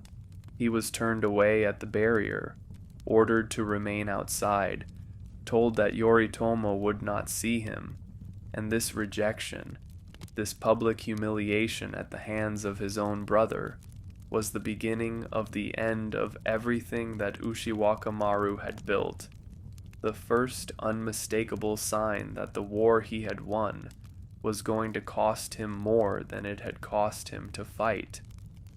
He was not admitted to Kamakura. He was turned away at the barrier, ordered to remain outside, told that Yoritomo would not see him, and this rejection, This public humiliation at the hands of his own brother was the beginning of the end of everything that Ushiwakamaru had built, the first unmistakable sign that the war he had won was going to cost him more than it had cost him to fight. The men who had served him, the warriors who had ridden with him down the cliff at Ichinotani and crossed the storm sea to Yashima and fought beside him at Dan-no-ura, watched this rejection and drew their own conclusions, and some of them began to recalculate their loyalties, because loyalty in that world was not simply an emotion, but a practical arrangement, and the practical arrangement was shifting in ways that none of them could ignore. Ushiwakamaru withdrew from Kamakura and returned to Kyoto, to the capital where he had built relationships with the court nobles who admired his victories and his manner, and he tried to understand what had happened and what could be done about it, and whether there was a path through the situation that preserved both his relationship with his brother and his own position and dignity.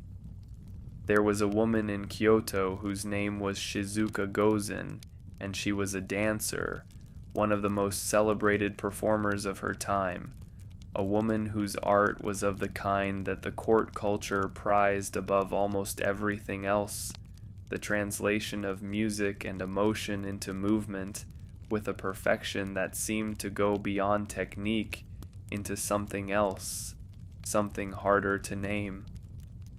Ushiwakamaru had met her during the campaigns, during one of the periods when his forces were in the capital region, and what developed between them was the kind of attachment that the stories of that era describe with a poetic intensity that suggests something genuine underlying the convention, a genuine connection between two people who were, in their different ways, each exceptional in the world they inhabited.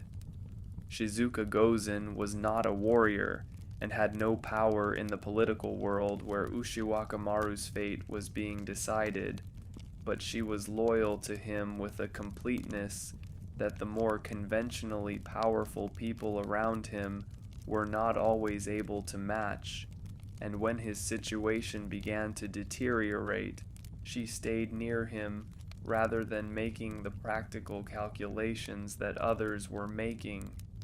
The deterioration was not immediate, but it was inexorable, because Yoritomo in Kamakura was not simply expressing personal displeasure, but was making a political decision, was deciding that Ushiwakamaru could not be permitted to remain in a position of independent power within the system that was being built, and the mechanisms of that system were being turned against him one by one, his allies being pressured or persuaded, his supporters being given reasons to reconsider, his position being eroded from every direction at once.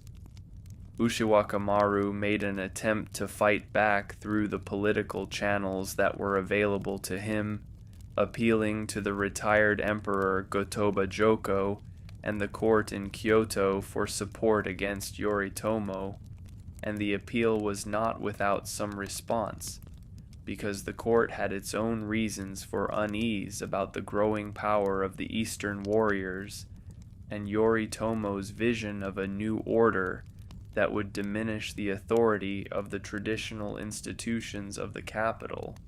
But the court's support, when it came, was hesitant and insufficient and ultimately unreliable, because the court understood that Yoritomo held the real military power in Japan, and that opposing him directly was not something that good wishes and imperial prestige could accomplish, and Ushiwakamaru found himself with the formal backing of institutions that lacked the means to actually protect him.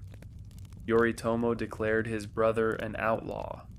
The declaration transformed Ushiwakamaru from a celebrated commander into a fugitive, from the hero of Ichinotani and Dan-no-ura into a man whose head was being sought, whose supporters were being pressured to abandon him, whose every movement was being watched and reported and used as the basis for the next tightening of the net.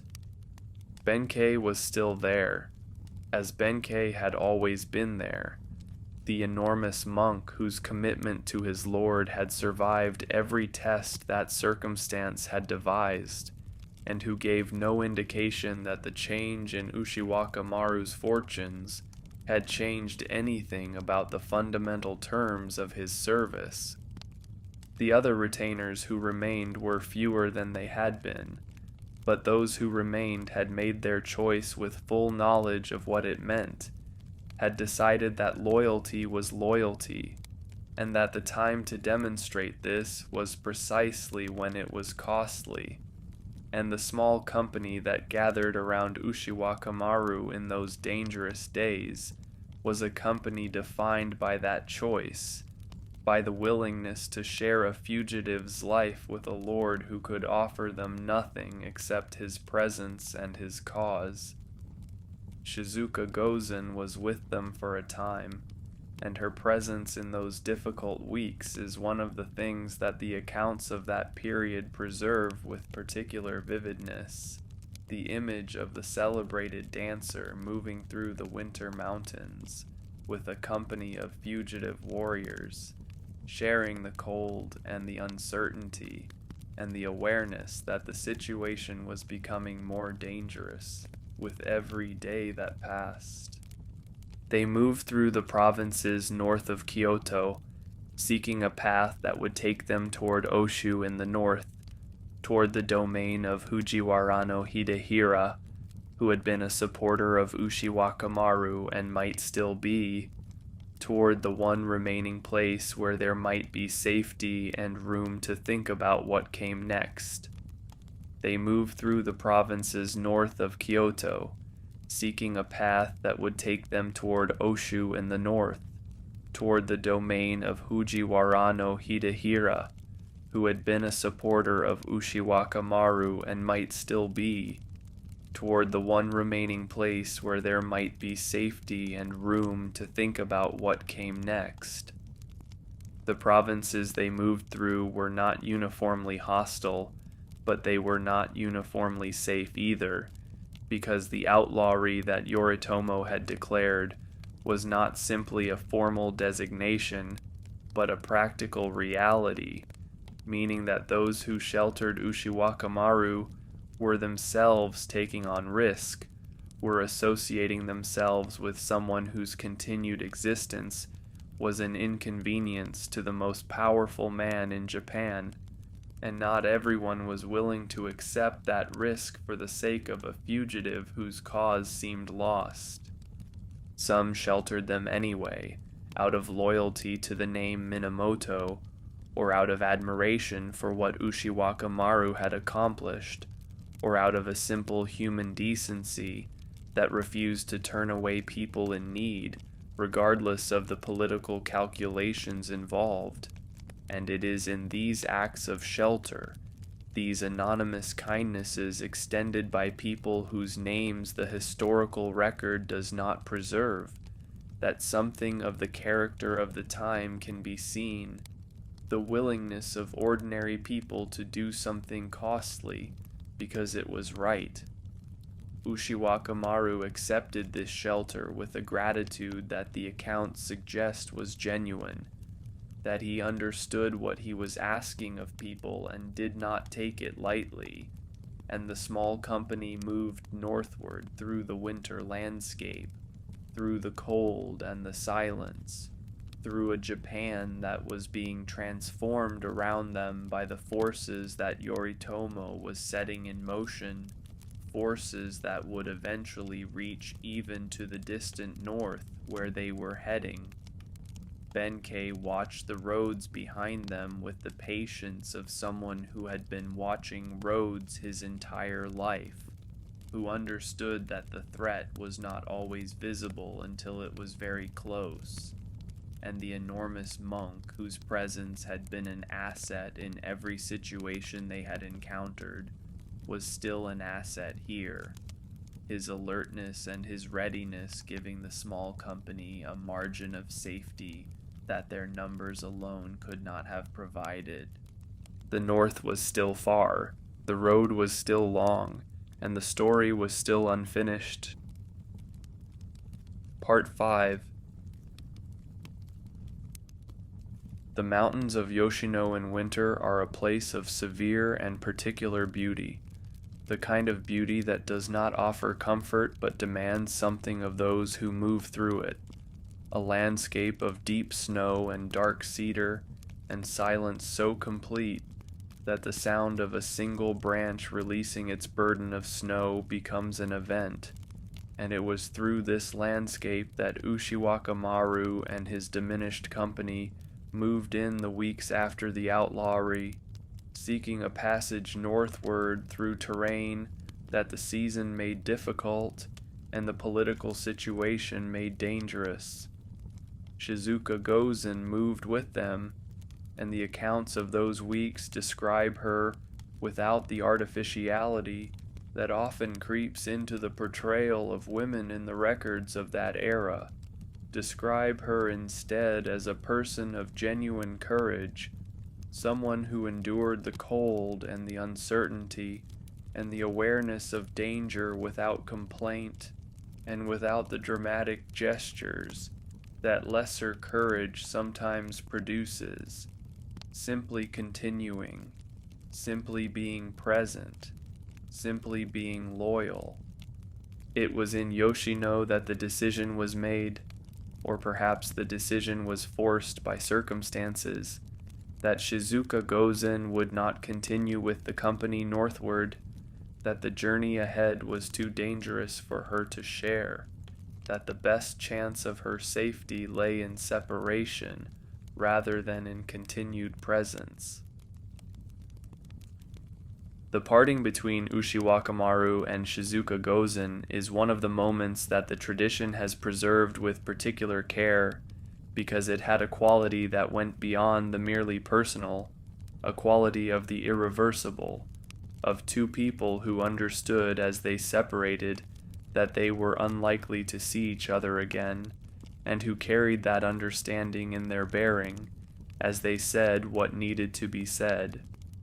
Shizuka Gozen was captured shortly after the separation, found by agents of Yoritomo in the mountains of Yoshino, and brought to Kamakura, and what happened to her there became another of the celebrated episodes of this whole extraordinary story, because Yoritomo demanded that she dance before the assembled court of Kamakura, a performance in which her art would be turned to a political purpose, would serve as evidence of Yoritomo's power and magnanimity. Shizuka Gozen danced. But she did not dance what Yoritomo expected. She danced a song for Ushiwakamaru, a song of love and longing and the grief of separation, a song that named him and mourned him and expressed everything that she felt for him, and nothing of what Yoritomo had hoped the occasion would express, and she performed it before the assembled power of Kamakura with a composure and a dignity that left the audience uncertain how to respond, because what they were witnessing was not submission, but its opposite. Yoritomo was angry, and those around him expected punishment, but Masako, his wife, the daughter of the Hojo lord who had kept him in captivity all those years, and who had become his partner in everything he built, spoke on Shizuka Gozen's behalf, said that to punish a woman for her loyalty to the man she loved was not the action of someone who wished to be remembered well, and Yoritomo was persuaded, or chose to be persuaded, and Shizuka Gozen was eventually released. She disappeared from the historical record after that, the dancer whose courage in the court of Kamakura had briefly illuminated everything that was being lost, and what became of her is not known, is one of those silences in the record that suggests more than the words around it can convey. Ushiwakamaru, meanwhile, was moving north, through the winter landscape of the provinces between Kyoto and Oshu, with Benkei and the small company of retainers, who had not yet made the calculation that loyalty to a fugitive outlaw was a luxury they could no longer afford. The journey north required passing through Ataka, a barrier on the road through Kaga that was being watched by forces loyal to Yoritomo, a checkpoint that had been specifically alerted to watch for a company matching the description of Ushiwakamaru and his men. Ushiwakamaru could not pass the barrier as himself, that much was clear, and the disguise that was chosen was the disguise of a party of wandering monks collecting subscriptions for the rebuilding of Todaiji in Nara, a cover that was plausible and that offered a reason for a group of men with the bearing of warriors to be moving through the countryside in an organized group. Benkei carried a subscription list, a document whose length and whose apparent authenticity gave the performance an element of bureaucratic detail that made it more convincing, and he conducted the negotiations at the barrier with a presence and a fluency that suggested he had been performing for difficult audiences his entire life, which in a sense he had. The commander of the barrier was Togashi Masakiyo, a man who had his suspicions and who examined the party carefully and who found something about one of the monks that struck him as not quite right, something about the bearing and the face that did not match the role being performed. He was looking at Ushiwakamaru. Benkei saw where Togashi's attention had settled and did something that required a kind of courage and a kind of intelligence that is different from the courage of the battlefield, something that could not have been planned in advance, but that emerged from the understanding of the moment and the complete commitment to his lord's survival. He turned on Ushiwakamaru and berated him. In front of Togashi and all his men, in front of everyone at the barrier, Benkei shouted at the slight figure who was supposed to be a humble monk and accused him of causing trouble and bringing suspicion on the party through his inadequate performance of the role he had been given, and the berating was detailed and fierce and completely convincing, because a lord does not get shouted at by his retainer, and therefore the man being shouted at could not possibly be a lord. Togashi watched this scene and recalculated. The man who was being publicly humiliated by the enormous monk was clearly not Minamoto no Yoshitsune, who was, if nothing else, a man of considerable pride and considerable authority, and so Togashi let the party through, and the barrier at Ataka was passed, and the road north opened before them. It is said that when the party had moved a sufficient distance from the barrier and the danger had passed, Benkei wept, because what he had done required him to strike the one thing that his nature made almost impossible to strike, which was the dignity of his lord, the dignity of the man to whom he had pledged everything on a bridge in the middle of the night years before, and the necessity of doing so and the doing of it had cost him something that could not be recovered. Ushiwakamaru told him that what he had done was exactly right, was the only thing that could have been done, and that he was not diminished by it but honored.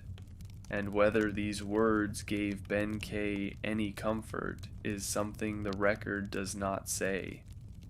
The company moved on northward through the winter, toward Oshu, toward the domain of Fujiwara no Hidehira, toward the last place in Japan where they might find safety, and the story that had begun so many years before on the mountain of Kurama was moving now toward its ending, an ending that everyone involved could feel approaching without being able to do anything to prevent it.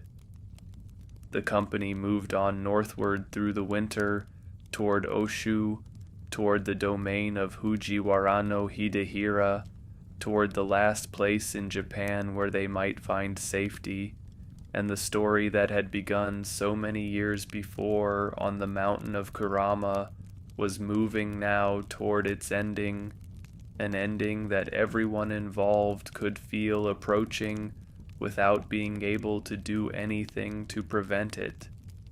The road to Oshu was long, and the season was harsh, and the company that made it was smaller than it had once been, but it was a company still, men who had made their choice and were keeping it, and Benkei walked at the edge of the group and watched the roads behind them and the roads ahead with the attention of someone who understood that the danger was not over simply because the barrier at Ataka had been passed, that there were other barriers and other watchers and other moments that would require whatever the last moments had required.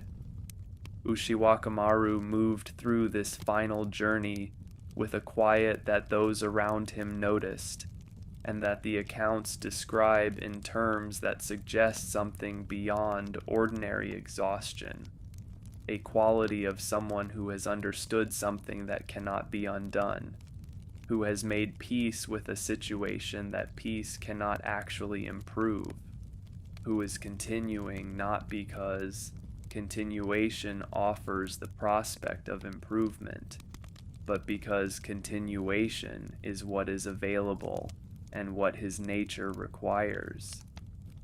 The north of Japan in those years was a different world from the capital, and even from the eastern base of Yoritomo's power at Kamakura, a world that had maintained its distance from the conflicts of the central regions through a combination of geographical remoteness and the political skill of its rulers, the Fujiwara lords of Oshu, who had built over generations a prosperity and a culture that owed something to the models of Kyoto, but was also distinctly its own.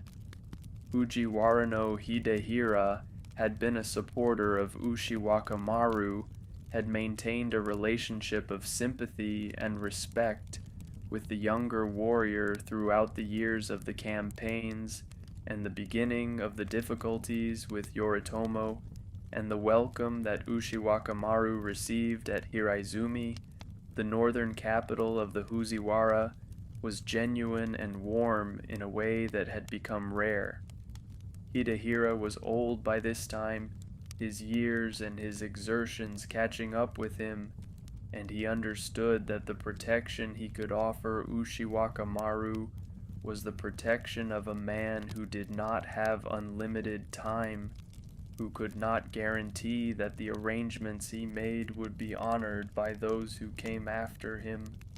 He made Ushiwakamaru comfortable in Hiraizumi, and he made arrangements for his continued safety, and he spoke to his sons about the obligation of hospitality and the importance of keeping faith with a guest, and then he died, and the arrangements he had made were only as good as the character of those who survived him. Fujiwara no Yasuhira, who succeeded his father, was a man in a position that his father's choices had made very difficult, because Yoritomo was aware that Ushiwakamaru was in Hiraizumi, and was making his displeasure clear through the channels available to him, and the pressure that came from Kamakura was the pressure of the dominant military power in Japan, a power that Yasuhira could resist in the short term, but could not resist indefinitely. Yoritomo wanted Ushiwakamaru. Yasuhira had to choose between the obligation his father had placed on him and the reality of the power arrayed against him, and the choice he made was the choice that those in impossible positions often make, which is the choice of survival over principle, the choice that cannot be called wrong exactly, but that has a cost that those who make it carry afterward. He chose to betray Ushiwakamaru. The forces that came for Ushiwakamaru at Koromogawa no Tate, the residence in Hiraizumi, where he had been living under the protection of the Fujiwara, were overwhelming, were not the kind of force against which a small company of loyal retainers could mount a meaningful defense, were the expression of the full military weight of a decision that had been made at the highest level. The last stand of Ushiwakamaru and his men at Koromogawa is the final episode in the long story that had begun with a birth in the shadow of catastrophe, and a boyhood on a mountain, and a night on a bridge in the middle of Kyoto, and it has the quality that last stands in stories sometimes acquire, a quality of something distilled to its essential elements, everything unnecessary stripped away, only what remains remaining. Benkei stood in the doorway, or so the tradition says, and whether it happened exactly as the tradition says is less important than what the image conveys, which is the completeness of a commitment made on a bridge years before and kept through everything that followed. The enormous monk whose loyalty had been the one constant of an extraordinary and finally tragic life, standing in a doorway so that no one could pass, holding off the arrows and the blades long enough for Ushiwakamaru to do what needed to be done inside. Benkei is said to have died standing, to have received so many arrows that he could not fall, to have been held upright by the weapons that had killed him, and when the soldiers who were waiting for him to fall finally approached and touched him, he collapsed. And this image of the warrior held upright in death by the weapons of his enemies has become one of the defining images of loyalty in the Japanese tradition, the body that would not fall while there was still something to protect. Inside, Ushiwakamaru composed himself. The accounts are spare about this moment, as accounts of such moments often are, giving the bare details and leaving the imagination to supply what words cannot, and what they say is that he performed the rituals appropriate to the situation, that he was attended by his remaining retainers for a brief time, that he expressed something of what he felt about the life he had lived and the way it was ending. He was 31 years old. He had descended the cliff at Ichinotani. He had crossed the storm sea to Yashima. He had won the Battle of Dan-no-ura and ended the reign of the Taira and changed the course of Japanese history, and none of it had been enough to protect him from the calculations of the brother who needed the war won but could not allow the winner to remain. The warrior born in defeat ended in defeat, and this ending, which might seem to negate everything that came before it, does not negate it, cannot negate it, because what Ushiwakamaru did between the birth and the death was real and was extraordinary and is remembered, and the memory is not of the ending but of the life, of the boy on the mountain and the night on the bridge, and the cliff at Ichinotani, and the storm crossing to Yashima, and Benkei standing in the doorway, holding. The company moved on northward through the winter, toward Oshu, toward the domain of Fujiwara no Hidehira, toward the last place in Japan where they might find safety, and the story that had begun so many years before on the mountain of Kurama was moving now toward its ending, an ending that everyone involved could feel approaching without being able to do anything to prevent it. The road north from Ataka was long, and the provinces they passed through were cold and largely empty in the winter, the farming communities withdrawn into themselves against the season, the roads used only by those who had no choice, and Ushiwakamaru's small company was among those who had no choice, who moved because stopping meant capture, and capture meant death, who kept going because the only alternative to going forward was the alternative they had not chosen. Benkei had wept at the barrier at Ataka, and the weeping was over now, because Benkei was not a man who wept for long, who allowed grief more than its necessary space before the next thing demanded his attention, and the next thing was always the road ahead and the company around him and the safety of the man he had sworn to serve. Ushiwakamaru moved through this final stretch of road with the same quality of quietness that those who had been with him since Ichinotani had come to recognize as something particular to him, a stillness that was not passivity, but the opposite of passivity, the stillness of someone who is fully present to what is happening and is not wasting any portion of attention on regret or on the imagination of outcomes that have not yet occurred. He had always been this way, had always inhabited the present moment with a completeness that made him formidable in battle, because battle is entirely a matter of the present moment, of what is happening now and what can be done about it now. And the man who is not distracted by the past or the future has an advantage that no amount of physical strength or technical skill can fully compensate for.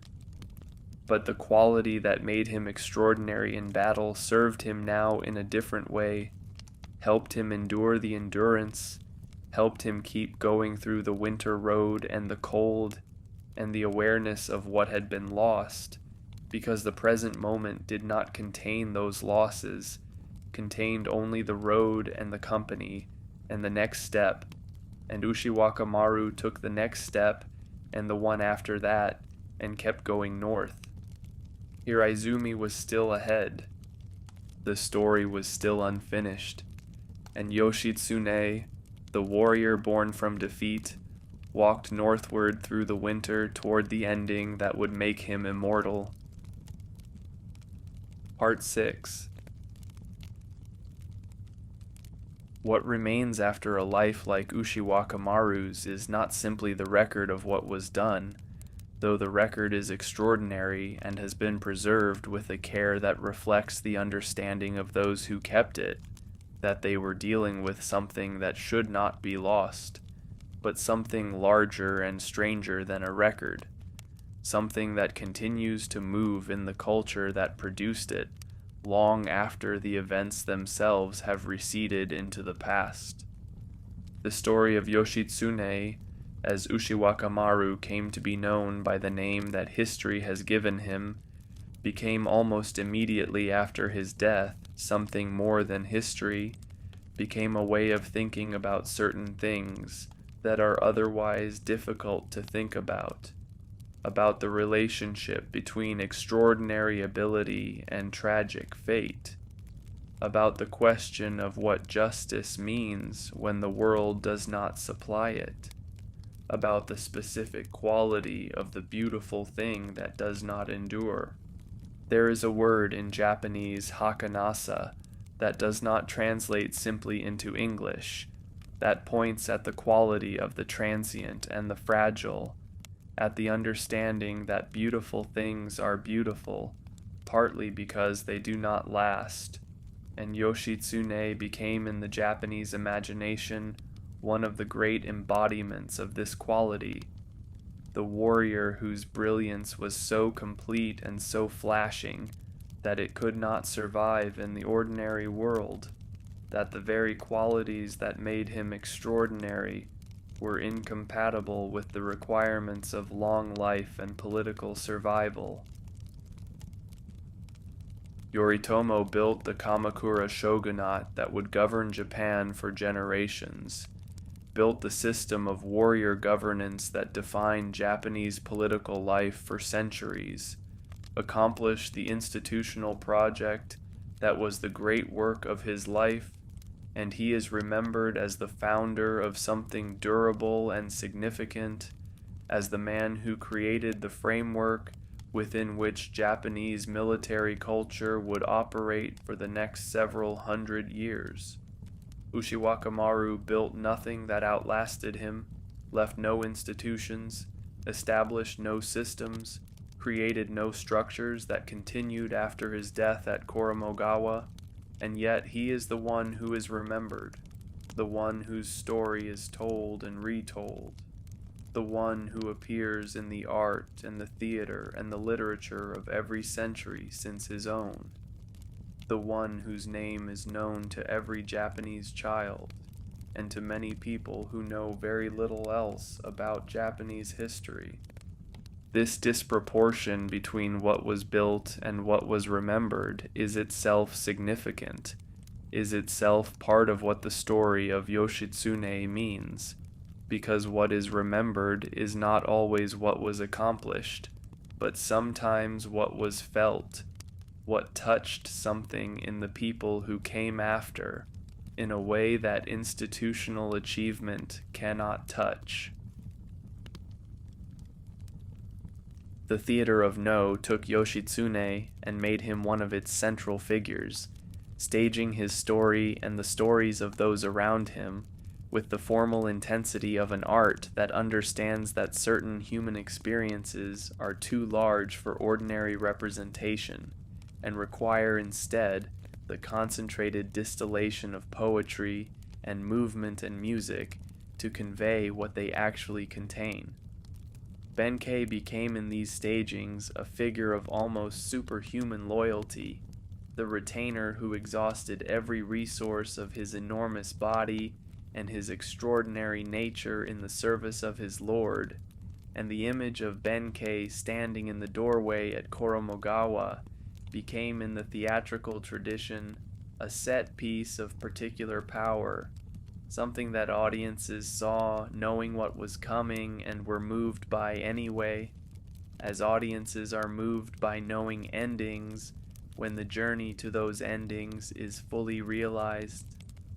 Shizuka Gozen became in the theatrical tradition the embodiment of a particular kind of love, the love that does not calculate and does not protect itself, and that expresses itself most fully at the moment when expression is most costly, and the scene of her dancing for Yoritomo's court at Kamakura has been staged thousands of times in the centuries since it happened, each staging a meditation on what it means to be loyal to something when loyalty has no practical value.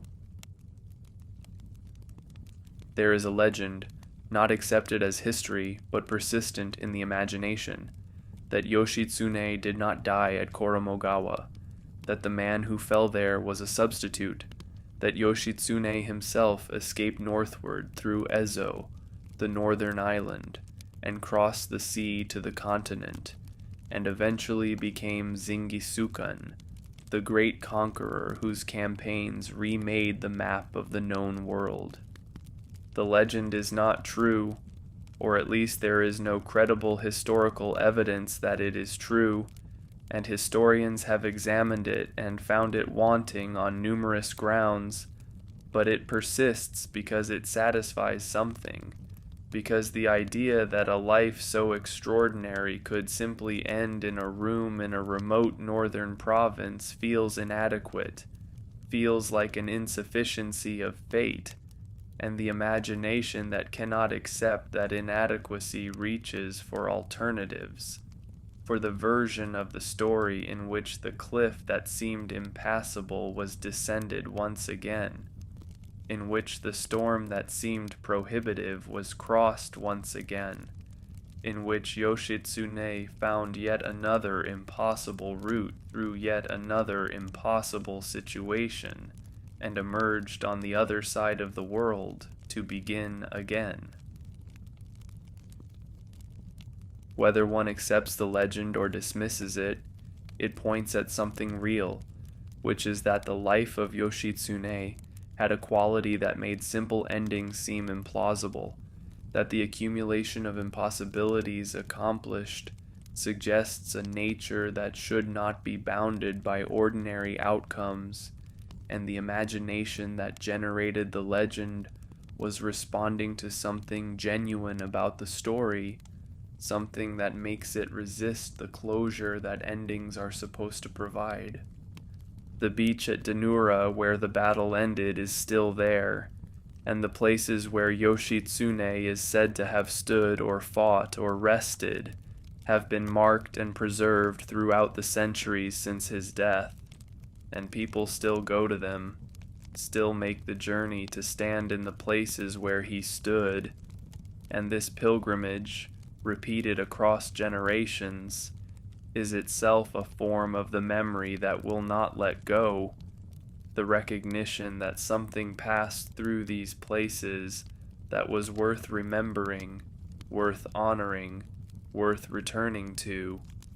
In the spring, when the cherry blossoms open across Japan, they open briefly and fall quickly, and the Japanese tradition has long connected this brevity with something that is felt rather than stated, with the understanding that beauty and transience are connected in ways that neither can be fully understood without the other, and Yoshitsune, the warrior who blazed through the years of the Benkei War with a brilliance that could not be sustained, and an independence that could not be contained, has become part of what the falling blossoms mean, part of the meditation that the season offers on what it is to be extraordinary in a world that does not always know what to do with the extraordinary.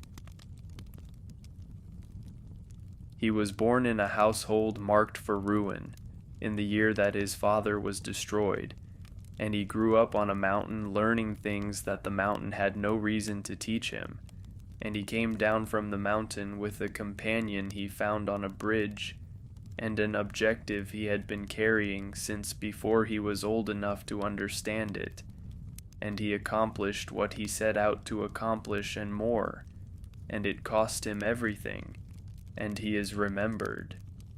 Benkei stood in the doorway. Shizuka Gozen danced for the court that wanted her to be broken. The horses descended the cliff that could not be descended. The fleet crossed in the storm that no fleet should cross, and the tide at Dan-no-ura turned, as tides do, at exactly the moment it was needed, and the world was changed, and then the world went on, as the world always does, and what remained was the story, told and retold across the centuries, of the warrior who was born in defeat and lived in brilliance, and ended in a room in the north, while his greatest retainer held the door. Some stories do not end, they become part of the air. Some stories do not end, they become part of the air. The tradition of no theater that grew around the story of Yoshitsune is one of the most concentrated expressions of what Japanese culture made of his life, because no is an art of reduction, of taking the enormous and the complicated and distilling it until only the essential remains. And what it found essential in Yoshitsune was not the strategy or the tactics or the politics, but the quality of the experience itself, the feeling of being that particular person in that particular situation, the longing and the grief and the strange beauty of a life that was lived at full intensity and ended before it should have. The plays built around his story, around Benkei and Shizuka Gozen, and the barrier at Ataka, and the final stand at Koromogawa, are among the most performed in the entire No repertoire, and they have been performed continuously for 6 centuries, each generation finding in them something that speaks to its own understanding of what it means to be loyal and what it means to be exceptional, and what it means to lose. Benkei, the play of Benkei on the boat, stages the crossing of the inland sea with the ghosts of the Taira rising from the water to attack the ship that carries Yoshitsune, the dead returning to claim what the living took from them, and Benkei driving them back with prayer and with force, and the image concentrates into a single theatrical moment, everything that the long war between the Minamoto and the Taira meant, the living and the dead entangled in a struggle that does not end with the battle. Yoshitsune himself appears in no most often as a ghost, as is the convention of the form, returning to the world of the living to complete something that was left incomplete in life, to say something that was left unsaid, to be seen in a fullness that the circumstances of his actual life did not permit. And there is something deeply appropriate about this, about the idea that the man who was denied so much in life is given, in the art that came after him, the space to be fully known.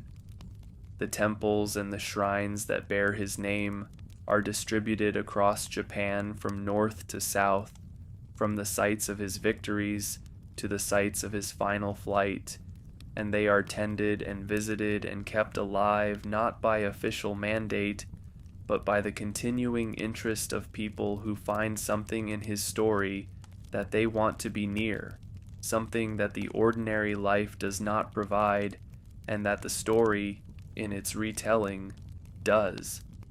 In Hirezumi, the northern city where he spent his last years under the protection of the Fujiwara, the monuments of that extraordinary moment in the North's history have been preserved with care. The temples and the gardens that Fujiwara no Hidehira built at the height of his power, and among them are the traces of the warrior who came from the south seeking refuge and found instead his ending, and the city honors him still, maintains the connection, keeps the memory current. The question that the story of Yoshitsune poses, and that it does not answer, is the question of what his life means in relation to the way it ended, whether the ending negates what came before, or whether what came before is independent of the ending, and must be understood on its own terms.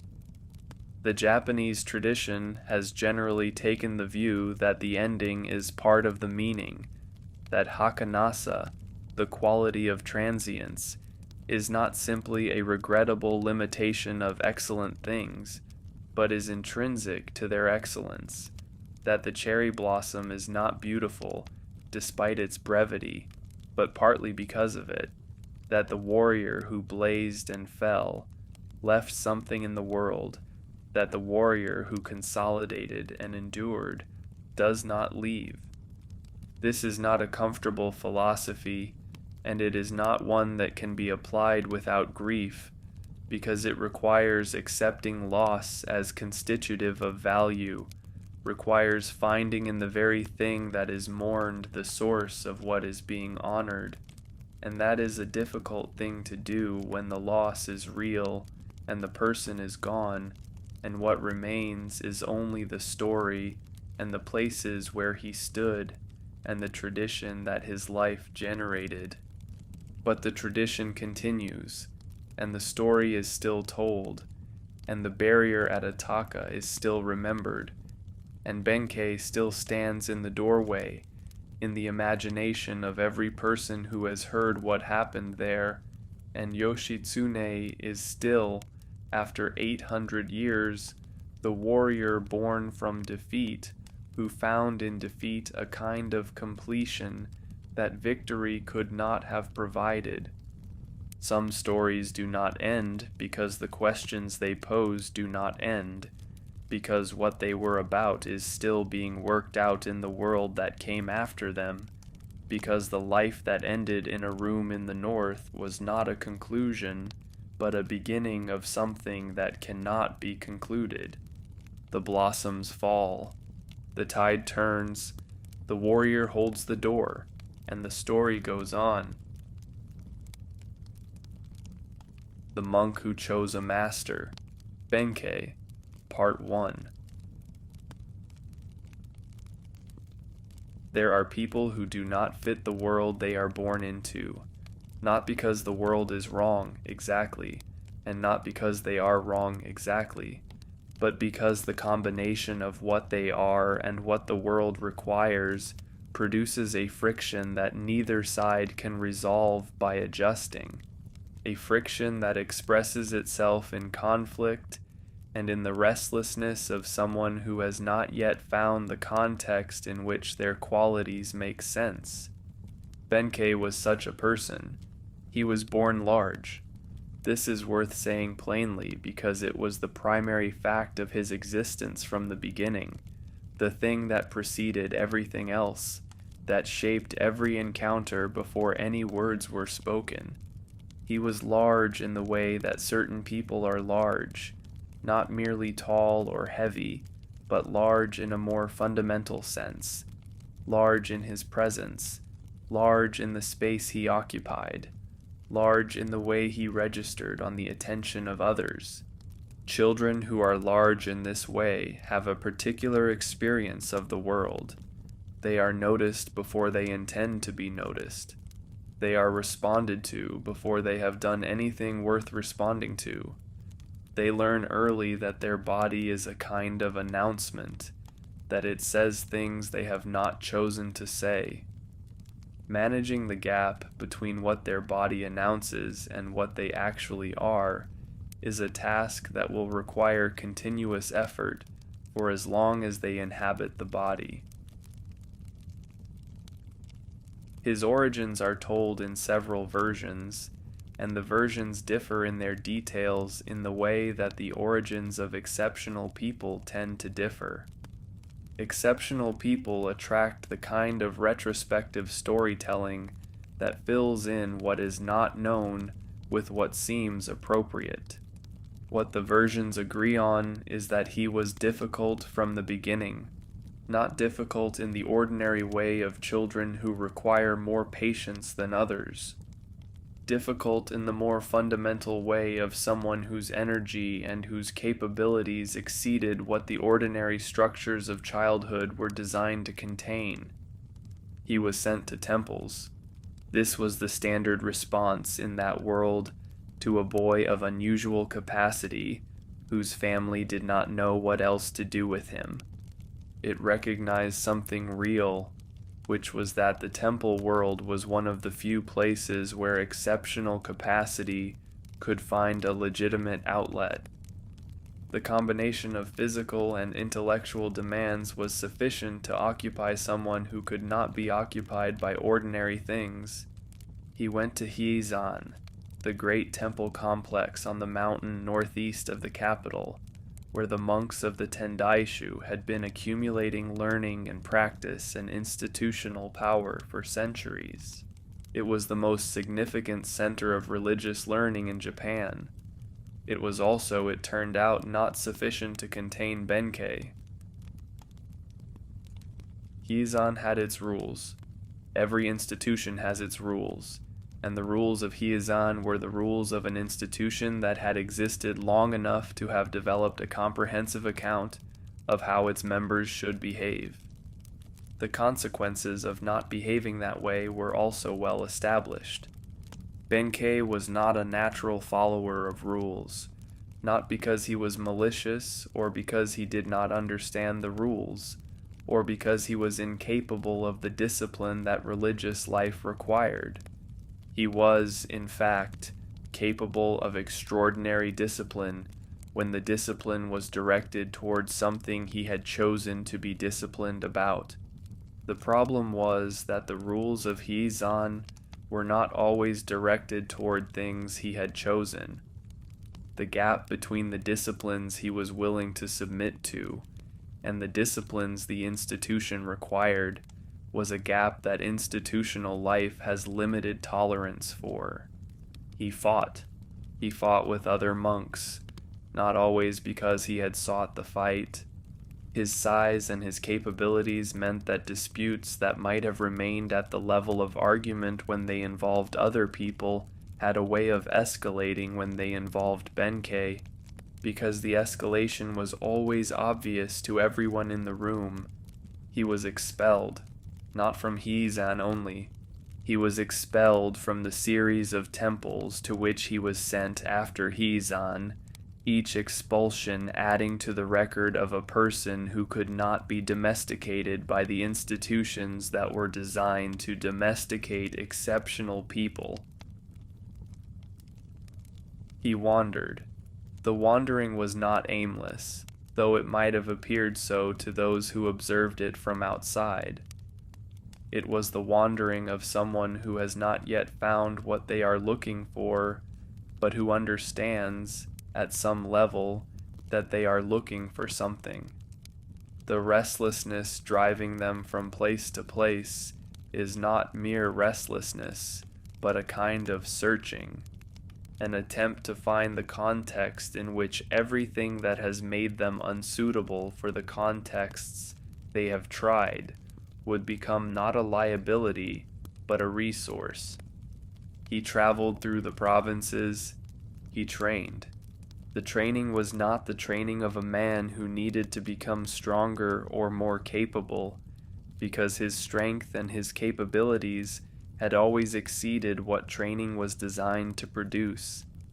It was the training of a man who needed to find out what he was capable of, who needed to discover the outer edges of what his body and his mind could do. He needed the discipline not because he lacked it, but because the exercise of it was the only way he had found to be fully present in his own existence. He collected swords. This is the part of the story that has been told most often, the 999 swords taken from men who were unlucky enough to cross the bridge where Benkei had decided to wait. But the sword collecting was not the point. The point was the waiting. Benkei was waiting for something. He did not know exactly what he was waiting for. He knew what he was doing, which was challenging men on a bridge and taking their swords when he defeated them. He knew the number he had set as his goal, which was 1,000, and he knew that when the goal was reached it would be time to move on. But the waiting was about more than the swords. The waiting was the waiting of someone who has understood that the thing they are looking for will not be found by searching for it directly.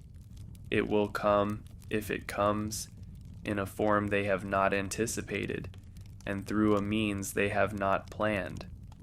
The right response is not to stop searching, but to position oneself where the thing might arrive, and to wait there with full attention. The bridge was that place, not because there was anything special about the bridge, but because the bridge was where the waiting had led him, and the waiting required a stage. What happened on the bridge on the night that everything changed was the kind of thing that can only happen when the person waiting has been waiting long enough, and with enough attention that they are truly ready for what arrives. 999 swords, one more to go, and then, in the darkness and the cold, a slight figure crossed the bridge. Part 2. The figure that crossed the bridge that night was slight. This was the first thing Benkei registered, the slightness, because slightness was the thing he was least prepared for. In 999 previous encounters on the bridge, he had met men of various sizes and various capabilities. The range of those sizes and capabilities had given him a comprehensive sense of what he was likely to encounter when someone crossed the bridge at night. A slight figure was not what he expected to be his 1,000th opponent. A slight figure carrying a sword was unusual enough. A slight figure carrying a sword and moving with a quality of ease that Benkei recognized, even at this distance, as different from the ease of ordinary confidence, was something he had not encountered before. He stepped forward. He made his intention clear in the way he always made his intention clear, with his presence, with the placement of his enormous body across the path, with the particular quality of attention he directed at whoever was attempting to cross. The slight figure did not stop. The slight figure did not appear to adjust its pace or its bearing in response to Benkei's presence, which was itself unusual, because people generally adjusted something when Benkei presented himself as an obstacle. What happened next on Gojo no Hashi is the most celebrated encounter in the whole tradition of Benkei's story. Not because it was the most violent, because it was not. Not because it was the most dramatic, though it was dramatic, but because it was the encounter that revealed something that 999 previous victories had not revealed, which was the limit of what Benkei was. He attacked. He attacked with the full force of everything he had developed through years of training and practice and the accumulated experience of 999 previous confrontations. And the slight figure moved, not met him head-on, not tried to match force with force, moved around the attack the way water moves around a stone, without effort, without apparent resistance, simply not being where Benkei expected him to be, and then being somewhere else, lightly and without ceremony. Benkei swung, he hit air. Benkei pressed forward. He encountered empty space. The slight figure was always where he had just been, never where he was reaching. Moving through the dark air of the bridge with a quality of ease that Benkei found, as the encounter continued, not just technically formidable, but philosophically troubling. He had never been made to feel slow before. This requires some appreciation of what it meant for Benkei to feel slow, because feeling slow was not something his body had previously provided him with the experience of. He was not slow. He was, by any objective measure, faster than almost any person he had encountered, faster than people who looked faster than him, faster than people who had trained specifically to be fast. But the slight figure on the bridge was something else, not faster in the ordinary sense, more precisely placed, more exactly timed, responding to Benkei's movements not after they happened, but at the moment they were forming, as if the slight figure could read the intention before the intention had been fully translated into action. Benkei kept attacking. He kept attacking because that was what he did, because stopping was not something he had developed the habit of. The history of 999 encounters had produced in him the expectation that persistence would eventually produce the result that persistence had always produced. It did not produce that result. At some point, the encounter ended. Benkei was on his knees on the bridge, and the slight figure was standing over him, and the moon was behind clouds, and the river was moving below them in the darkness. He looked up. He looked up at the person who had put him on his knees, and he saw, for the first time clearly, the face of Yoshitsune. The face was young. It was a face of almost feminine delicacy, the kind of face that the court poets would have described in terms of flowers and moonlight, and the other standard images of beauty that the poetic tradition had accumulated over centuries. It was not the face Benkei had expected to be responsible for putting him on his knees, but it was the face that was there, and Benkei had spent enough time in the world to understand that what is there is more important than what was expected. The gap between expectation and reality is not a reason to discount reality, but an invitation to revise the expectation. He had been looking for something, He had been waiting on the bridge because the bridge was where the waiting had led him. The waiting had been about something more than swords, had been about finding the context in which everything he was would become not a liability, but a resource. He was on his knees in front of a slight young man who had just demonstrated, beyond any reasonable doubt, that being large and strong and experienced was not the same as being capable of the kind of thing that mattered most. The question that formed in his mind was not the question of how he had lost. It was the question of what it meant that he had lost to this. Benkei bowed his head. He bowed it with the completeness that the moment required, the completeness of someone who is not performing submission but experiencing it, someone who is not doing what the situation calls for but discovering, in the doing, what the situation actually means. He offered his service. He did not do this because it was conventional, because it was the expected response of a defeated warrior acknowledging the superiority of the person who defeated him. He did it because something in him recognized something. Not Yoshitsune's skill, though the skill was extraordinary, not Yoshitsune's beauty, though the beauty was remarkable.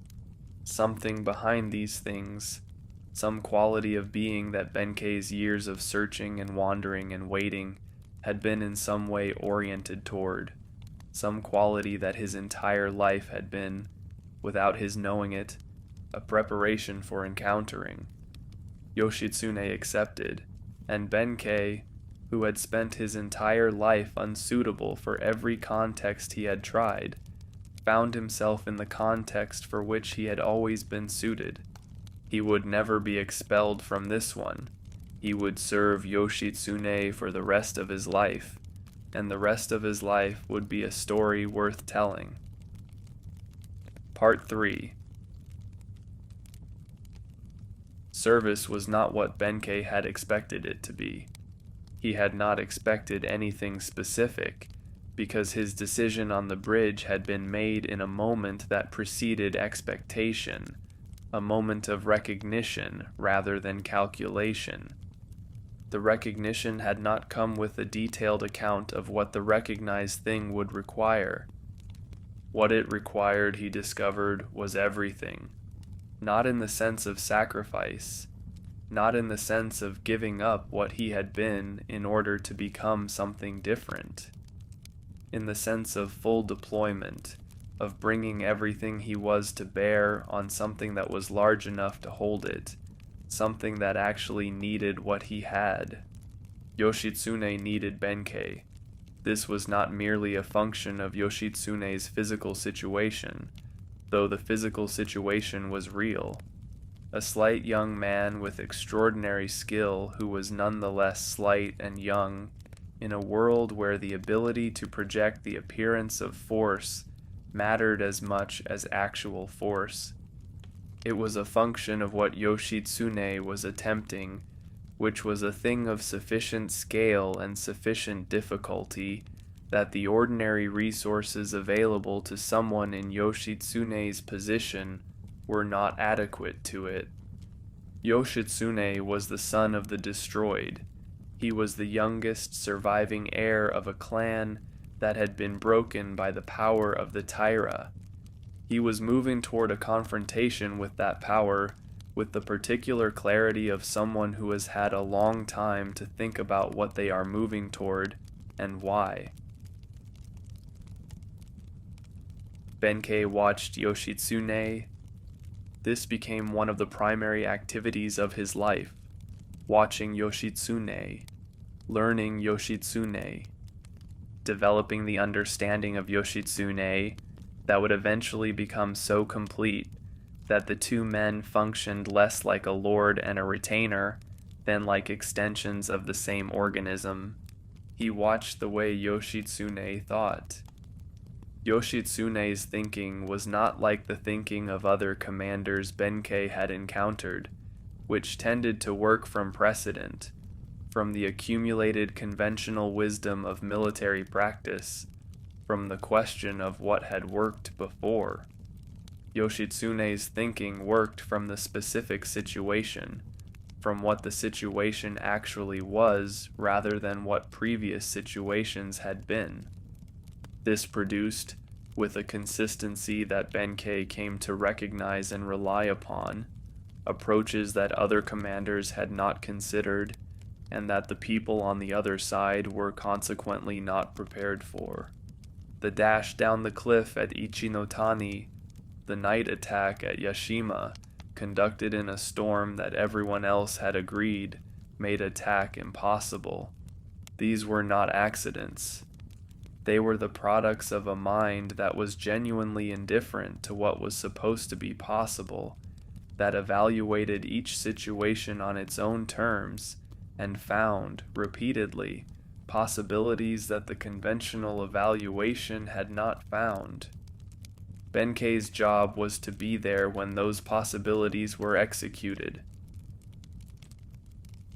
Being there was not a simple matter.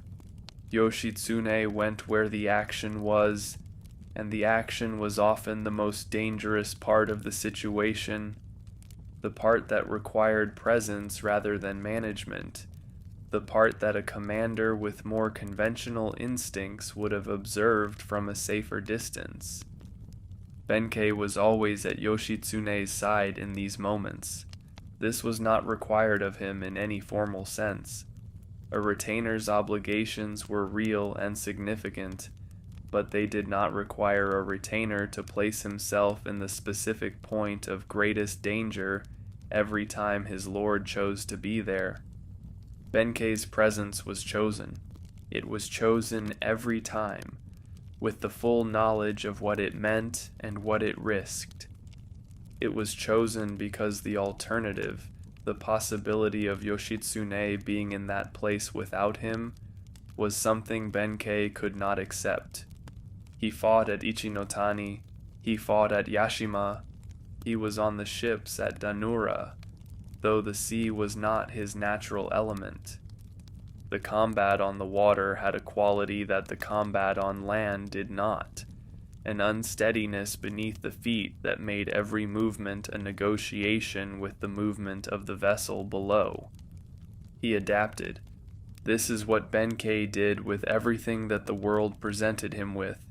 He adapted, and he kept going, and he kept Yoshitsune in his sight. The victories were remarkable. The strategic achievements of the campaign against the Taira were, by any reasonable assessment, the achievements of Yoshitsune's military genius.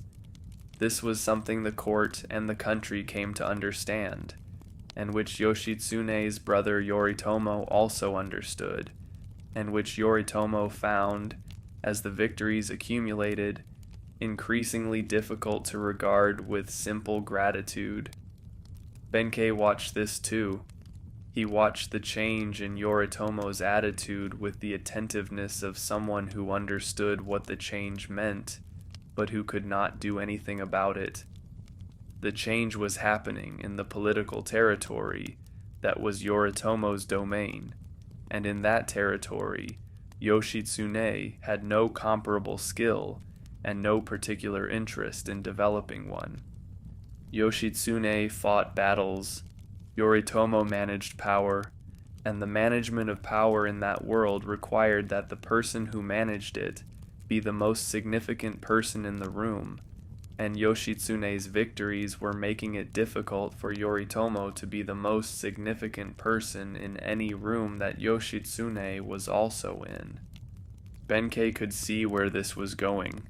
He could see it with the clarity that a person outside the center of a dynamic sometimes has, the clarity that comes from being close enough to see what is happening, but not so central to it that the emotion of being central prevents clear seeing. He could see it, and he could not stop it. The fall came. It came in the form of accusations, of political maneuvers, of the accumulation of grounds for Yoritomo to act against Yoshitsune in ways that the formal structures of their relationship made available. Yoshitsune was not equipped to defend himself against this kind of attack. He understood the battlefield. He did not understand, or did not choose to understand, the way that power in settled institutions worked. The management of perception, obligation, and debt could be as decisive as any military campaign. He was too straightforwardly himself for the world he was now in. The world he was now in was not the world of the campaign, where straightforwardness was a resource. It was the world of the court, and the court rewarded something else. Benkei stayed. When the world fell away from Yoshitsune, when the allies withdrew and the support evaporated, the situation reduced itself to a lord who was now more fugitive than commander. Benkei was still there, not because duty required it, because this was what his life had been for. Part 4. Fugitive life has its own rhythms. It has the rhythm of movement, the constant necessity of being somewhere else before the people who are looking for you arrive at the place where you are. It has the rhythm of diminishment, the gradual reduction of the group as the circumstances of flight make demands that some people find, in the end, beyond their capacity to meet. And it has the rhythm of something else, something that Benkei had not anticipated.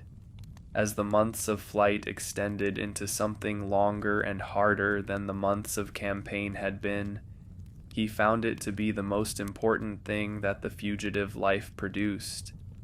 It had the rhythm of intimacy, not the intimacy of comfort, because comfort was not available.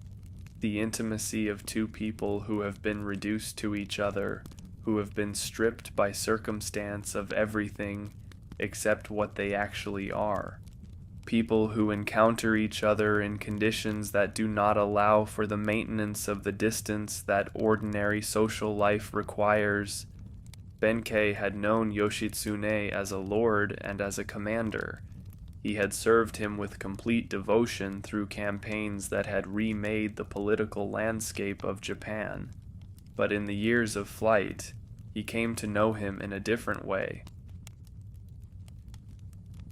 Yoshitsune in flight was not Yoshitsune in triumph. He was still himself, still possessed of the clarity of perception and the directness of response that had made him such an extraordinary commander. But the context in which those qualities operated had changed completely, and the change revealed aspects of Yoshitsune that the context of military success had not made visible. He was not, it turned out, a man who was comfortable with the emotional dimensions of his situation. He was not a man who easily expressed the fear or the grief or the anger that his situation would have justified. Expressing those things required a kind of attention to one's own interior states that Yoshitsune had spent his life directing outward rather than inward. He was made for action. Action was the medium in which his qualities expressed themselves. The long periods of waiting and hiding produced in him a restlessness that Benkei recognized, because he had felt something like it himself in the years before the bridge. Recognizing it in Yoshitsune produced in him the particular tenderness of someone who sees in another person a difficulty they themselves have navigated. Benkei managed the restlessness. He managed it the way he managed everything, with his body, with his presence, with the steady, enormous fact of his being there that had a quality, in the reduced circumstances of fugitive life, of something close to shelter. Shizuka Gozen was with them for a time. She was the woman Yoshitsune loved, a dancer of extraordinary beauty and talent who had come into his life in the way that exceptional people sometimes come into the lives of other exceptional people, with a quality of recognition that preceded ordinary social calculation. Benkei watched the relationship between Yoshitsune and Shizuka Gozen with the attentiveness he brought to everything that affected Yoshitsune. He watched, and he understood, in the way that people on the outside of a love sometimes understand things that the people inside it cannot see because they are too close. Yoshitsune loved Shizuka Gozen completely.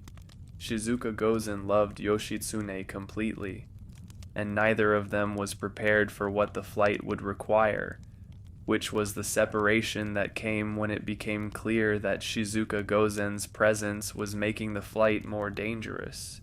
She needed to be sent somewhere safer, even if safer meant apart. The parting was one of the hardest things Benkei witnessed. Not the hardest. The hardest was still ahead. But the parting between Yoshitsune and Shizuka Gozen had a quality of finality that everyone present understood. The quality of a goodbye that both people know is the last one even as they are saying it. The quality of the present tense becoming the past tense in real time. They reached Oshu.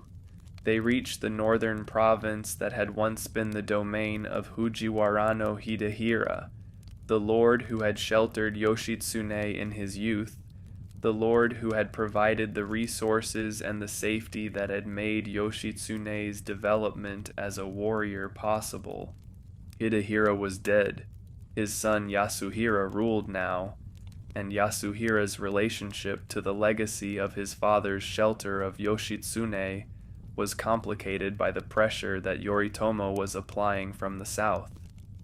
The most powerful man in Japan was sending a clear signal that continuing to harbor Yoshitsune was not a choice that Oshu could afford to make indefinitely. Yoshitsune knew this. Benkei knew it. They had arrived at a place that had once been sanctuary, and that was becoming, as the political pressure mounted, something with less and less of the quality of sanctuary and more of the quality of a trap. They waited.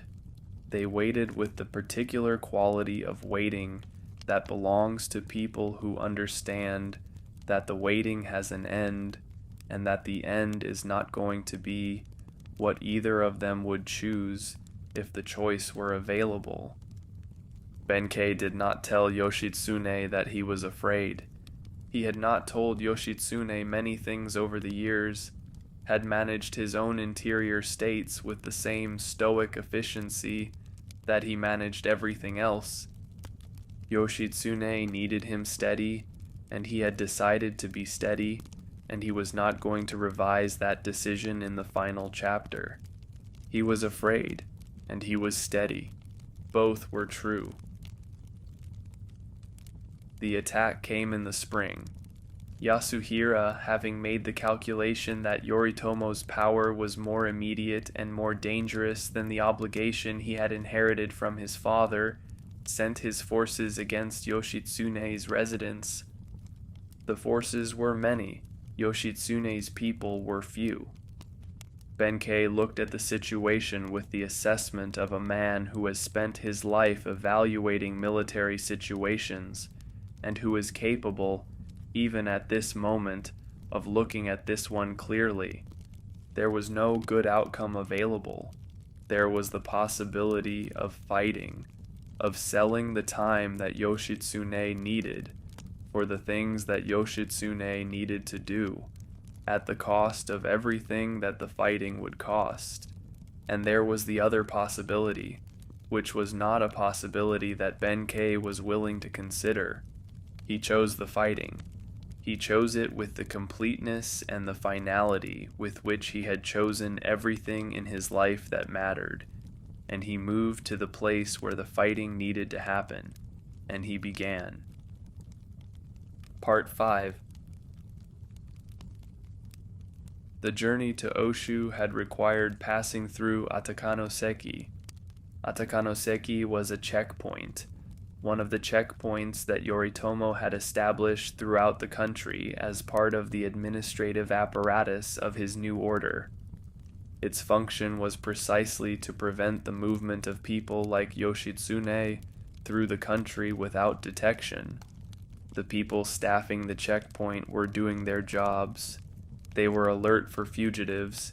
They were specifically alert for a small group of traveling monks, because the disguise of traveling monks was one of the disguises that fugitives used, and the people staffing the checkpoints had been informed to watch for it.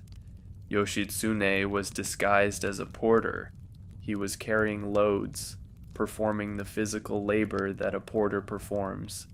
His face and his bearing adjusted as much as they could be adjusted toward the appearance of someone without distinction. Benkei was disguised as the head monk of the group, the person in whose name the group was traveling, the person who would do the talking if the checkpoint required talking. The checkpoint required talking? The officer at the checkpoint was suspicious. He was doing what suspicious officers do, which is look for the thing that doesn't fit, the detail that is slightly off, the element of the presentation that doesn't quite cohere with the story being told. He was looking at the porter. The porter had the wrong quality of movement. Not wrong in any obvious way, but wrong in the subtle way that trained eyes detect in people who are performing a role rather than living it. The particular kind of performed ordinariness that a person of distinction cannot quite achieve, because the body remembers what it is even when the mind is trying to be something else. Benkei saw the officer looking at the porter. He understood what the looking meant. He understood that the situation was developing in a direction that had one possible outcome if nothing changed, and that changing it required something more dramatic than the continuation of the explanation he had been providing. He turned to Yoshitsune. He began to berate him. What Benkei said to Yoshitsune at Atakanoseki is remembered as one of the most extraordinary performances in Japanese history. Not extraordinary in the sense of being elaborate or sophisticated, extraordinary in the sense of being the product of a mind that had assessed a situation completely in a fraction of a moment, and had found in that assessment the one response that the situation required. He berated Yoshitsune for being slow. He berated him for causing trouble. He berated him with the specific language and the register that a senior monk uses to a junior one, a language that carries within it the whole hierarchy of religious authority, a register that implies a long history of exactly this kind of complaint, about exactly this kind of failure. He was furious. He was convincingly, entirely, completely furious in the way that only a person who is not actually furious, but who needs to appear furious for reasons of life and death can manage. He had the capacity to step entirely outside his own emotional state and become what the situation required. The officer at the checkpoint watched this. He watched Benkei berate Yoshitsune with the furious specificity of a man who has been dealing with this particular problem for a very long time. He stopped looking at the porter. The group was allowed to pass.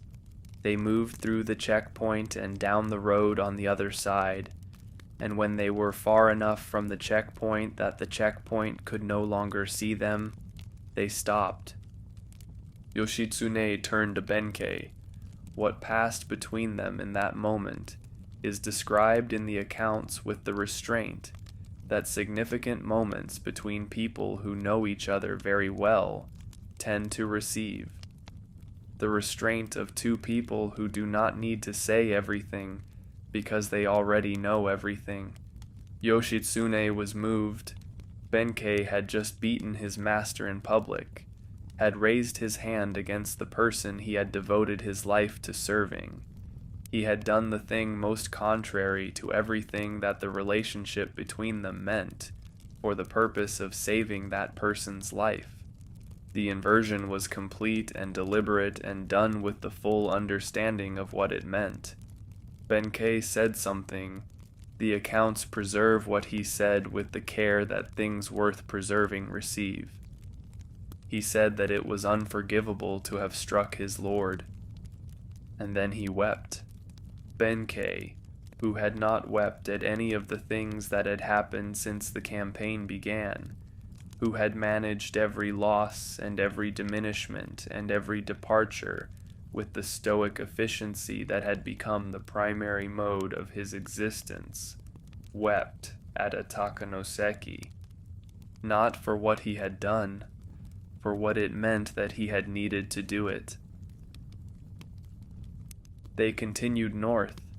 They moved through the spring landscape of the country, with the particular quality of movement that belongs to people who are moving towards something they cannot name, but whose direction they know. The cherry blossoms were out. This detail is preserved in the accounts because the accounts understood what it meant. What it means to have the cherry blossoms out when you are traveling towards something you understand to be final. To have the most beautiful thing that the Japanese year produces, framing a journey going in a direction the traveler would not have chosen. Benkei looked at the blossoms. He was a man who had spent his life in motion, in the exercise of his enormous capacity, in the service of the master he had found on a bridge and followed ever since. He had not spent much time looking at cherry blossoms. He looked at them now. He looked at them with the attention of someone who understands that the looking is one of the last times the looking will be available. Looking more carefully than he had ever looked before, storing what he saw with the thoroughness of someone who wants to carry it with them wherever they are going. Oshu was ahead, and what waited in Oshu was the last thing Benkei would ever do. Part 6. The battle at Koromogawa began before dawn. The forces of Yasuhira came against the residence where Yoshitsune and his small remaining group had taken shelter, and the forces were large and the group was small, and everyone present on both sides of the conflict understood what the disparity meant. Benkei positioned himself at the gate. This is the decision that history has remembered, the decision that has come to define Benkei in the collective memory of Japan. Not any of the campaigns or the battles or the extraordinary display on the bridge at Gojo, but this, the positioning of an enormous body at a gate against all the forces that were coming. He positioned himself there to buy time. Yoshitsune needed time. The time was for the things that Yoshitsune needed to do in the final moments of his life, the things that the tradition of that period required, the things that a man of Yoshitsune's station performed at the end with the same care and precision that he had brought to everything else. Benkei gave him the time. What happened at the gate is the most celebrated single episode in the entire tradition that grew up around Benkei. He fought. He fought against the forces of Yasuhira with everything he had, which was considerable. The fighting was the kind that produces, in the people who witness it, the particular quality of attention that extraordinary things produce, the quality that makes people stop what they are doing and simply watch. He was struck. He was struck many times, because the forces he was fighting were many, and the combat was prolonged, and there was no way to fight for the length of time he needed to fight without being struck. He did not fall.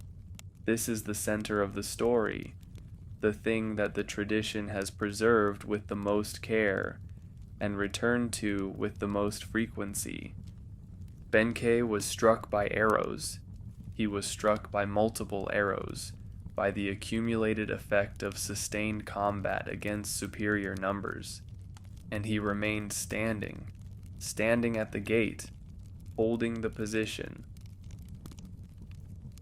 The soldiers of Yasuhira's forces became afraid. This is what the accounts say, and it is the kind of thing that can be believed. The sight of a man who has been struck by multiple arrows remaining standing and continuing to fight is not the sight of an ordinary man, but something that exceeds the category of man and enters the category of something else. They did not advance. The gate remained unpassable for the time that Yoshitsune needed it to remain unpassable. Inside the residence, Yoshitsune was conducting himself with the composure and the precision of a warrior at the end of his life, doing what needed to be done with the clarity that had characterized everything he had done. And outside the gate, Benkei stood.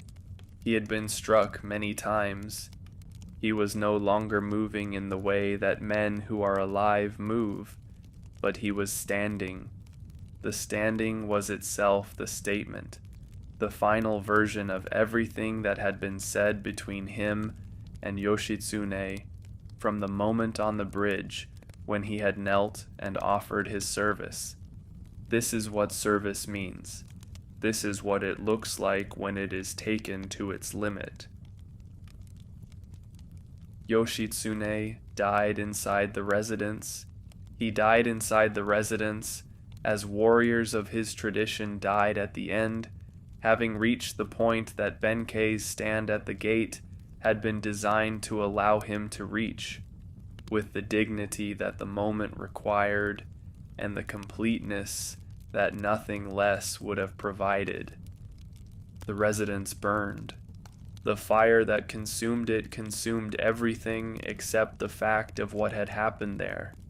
Fires cannot consume the things that exist, not in the physical world, but in the world of memory and story, which is not subject to the same processes of destruction that the physical world is subject to. Benkei fell. He fell at the gate where he had been standing, and the accounts describe his falling with the particular care that they bring to things that deserve to be seen clearly. He fell standing. He fell in the position he had taken and maintained, and when the soldiers of Yasuhira finally advanced through the gate that had held them for so long, what they found was not a man who had been defeated. What they found was a man who had done what he came to the gate to do. What does it mean to serve as Benkei served? The question is worth asking because the answer is not obvious, and because the tradition that grew up around Benkei has sometimes answered it in ways that miss something important. It is easy to read Benkei's story as the story of a great warrior, which he was, or as the story of a devoted retainer, which he also was, or as the story of a man whose physical capacities were so extraordinary that his final stand belongs to the same category as his other accomplishments. But what the story is, at its core, is the story of a man who found the context in which his qualities made sense. Benkei had been unsuitable for everything. He had been too large, too capable, too restless, too difficult to contain by the institutions that were designed to contain exceptional people. And then he had found, on a bridge in the darkness, a slight young man who needed exactly the things that Benkei had, and the finding had given everything that had previously seemed like a problem the quality of a preparation. The bridge at Gojo, the gates of Ataka, the gate at Koromogawa, 3 gates, three moments that define a life. At the first, a man on his knees, looking up at someone who had shown him what he had been waiting for. At the second, a performance of furious authority, a man stepping outside himself for the person he had knelt to. At the third, a man standing at a gate that he would not allow to be passed, standing until there was no more standing left, and then continuing to stand. Benkei had spent his life looking for the context in which he made sense. He had found it on a bridge. He had kept it through everything. He had given it, at the gate at Koromogawa, the last full measure of what he had. And the legend of Benkei, which has continued to grow and to be told for more than 800 years since that spring morning, is the legend of what it looks like when a person finds what they were made for and gives themselves to it completely, without reservation, without remainder, all the way to the end. The Dancer Who Would Not Bow, Shizuka Gozen, Part 1. There are women whose names have survived 1,000 years, not because they were born into power, or because they accumulated it, or because the world they inhabited gave them the kinds of formal authority that history tends to record, but because they did something, in a specific moment, that was so completely itself, so entirely an expression of who they were, rather than who the world required them to be, that the doing became a thing impossible to forget. Shizuka Gozen was such a woman. She was a dancer, not a dancer in the court sense, not someone trained in the formal choreographies of the imperial tradition, but a dancer in the more fundamental sense, someone whose relationship to movement and music, and the space between sound and silence, was the primary language through which she experienced what it meant to be alive. She was called the greatest dancer of her age. This was not merely an honorific. In the world of the late Heian and early Kamakura periods, performance was not entertainment in the modern sense, but a form of communication between the human and the sacred. The ordinary vocabulary of speech could not achieve what the greatest dancers could, and the greatest dancer occupied a position that had real weight and real significance. Shizuka Gozen occupied that position. She met Yoshitsune in the capital. The circumstances of the meeting are described with the imprecision that attaches to meetings no one knew would become significant. The imprecision of an encounter that seemed, in the moment, like one of the many that the mobile and unpredictable social world of that period produced. Yoshitsune was the most celebrated commander of his generation. He was also, by the time he and Shizuka Gozen met, a man whose situation was changing in ways he was not fully equipped to manage. His victories had produced a fame that his brother Yoritomo was finding increasingly difficult to regard, the particular discomfort of someone who has more power than the person beside them, but is being spoken of as though the reverse were true. Shizuka Gozen saw Yoshitsune. She had seen many men of the court, many men of power and accomplishment, many men who carried themselves with the particular quality that power and accomplishment produce. Yoshitsune was different, not in the obvious ways that made the accounts of him so consistent in their descriptions, not primarily in the beauty or the physical quickness, or the quality of movement that marked him as unlike other men, different in a way she recognized from her own experience of the thing she did best, the way that certain people exist in full relationship with what they are doing, always in that thing rather than merely performing it. Yoshitsune was always in whatever he was doing. She recognized this, and the recognition was the beginning of everything that followed. What grew between them was not the careful managed exchange of sentiment that the court's conventions for such relationships prescribed. It was something less managed and more specific, the kind of connection that forms between people who recognize in each other a quality of full presence that each of them has found rare in their experience of the world. They were both people who gave themselves completely to what they did, Yoshitsune to the fighting and the strategy and the complete immersion in the problem before him, Shizuka Gozen to the dance, to the movement and the music and the communication with something beyond what ordinary speech could reach. The completeness in each of them recognized the completeness in the other. What formed between them was a relationship organized not around the social calculations that governed most relationships around them, but around something more direct and more difficult to manage. Shizuka Gozen traveled with Yoshitsune. This was unusual. A woman of her position and her accomplishments did not typically travel with a military commander, did not typically become part of the mobile and dangerous world that campaign and its aftermath produced. She chose to. The choice was hers, made with the full understanding of what it meant and what it risked, and the making of it tells us something important about who Shizuka Gozen was. The campaign against the Taira succeeded. The remarkable military achievements of Yoshitsune's command, the dash at Ichinotani, the night attack at Yashima, the decisive engagement at dan-no-ura where the Taira were finally broken, all of these produced a Yoshitsune who was at the height of his fame and at the beginning of his fall.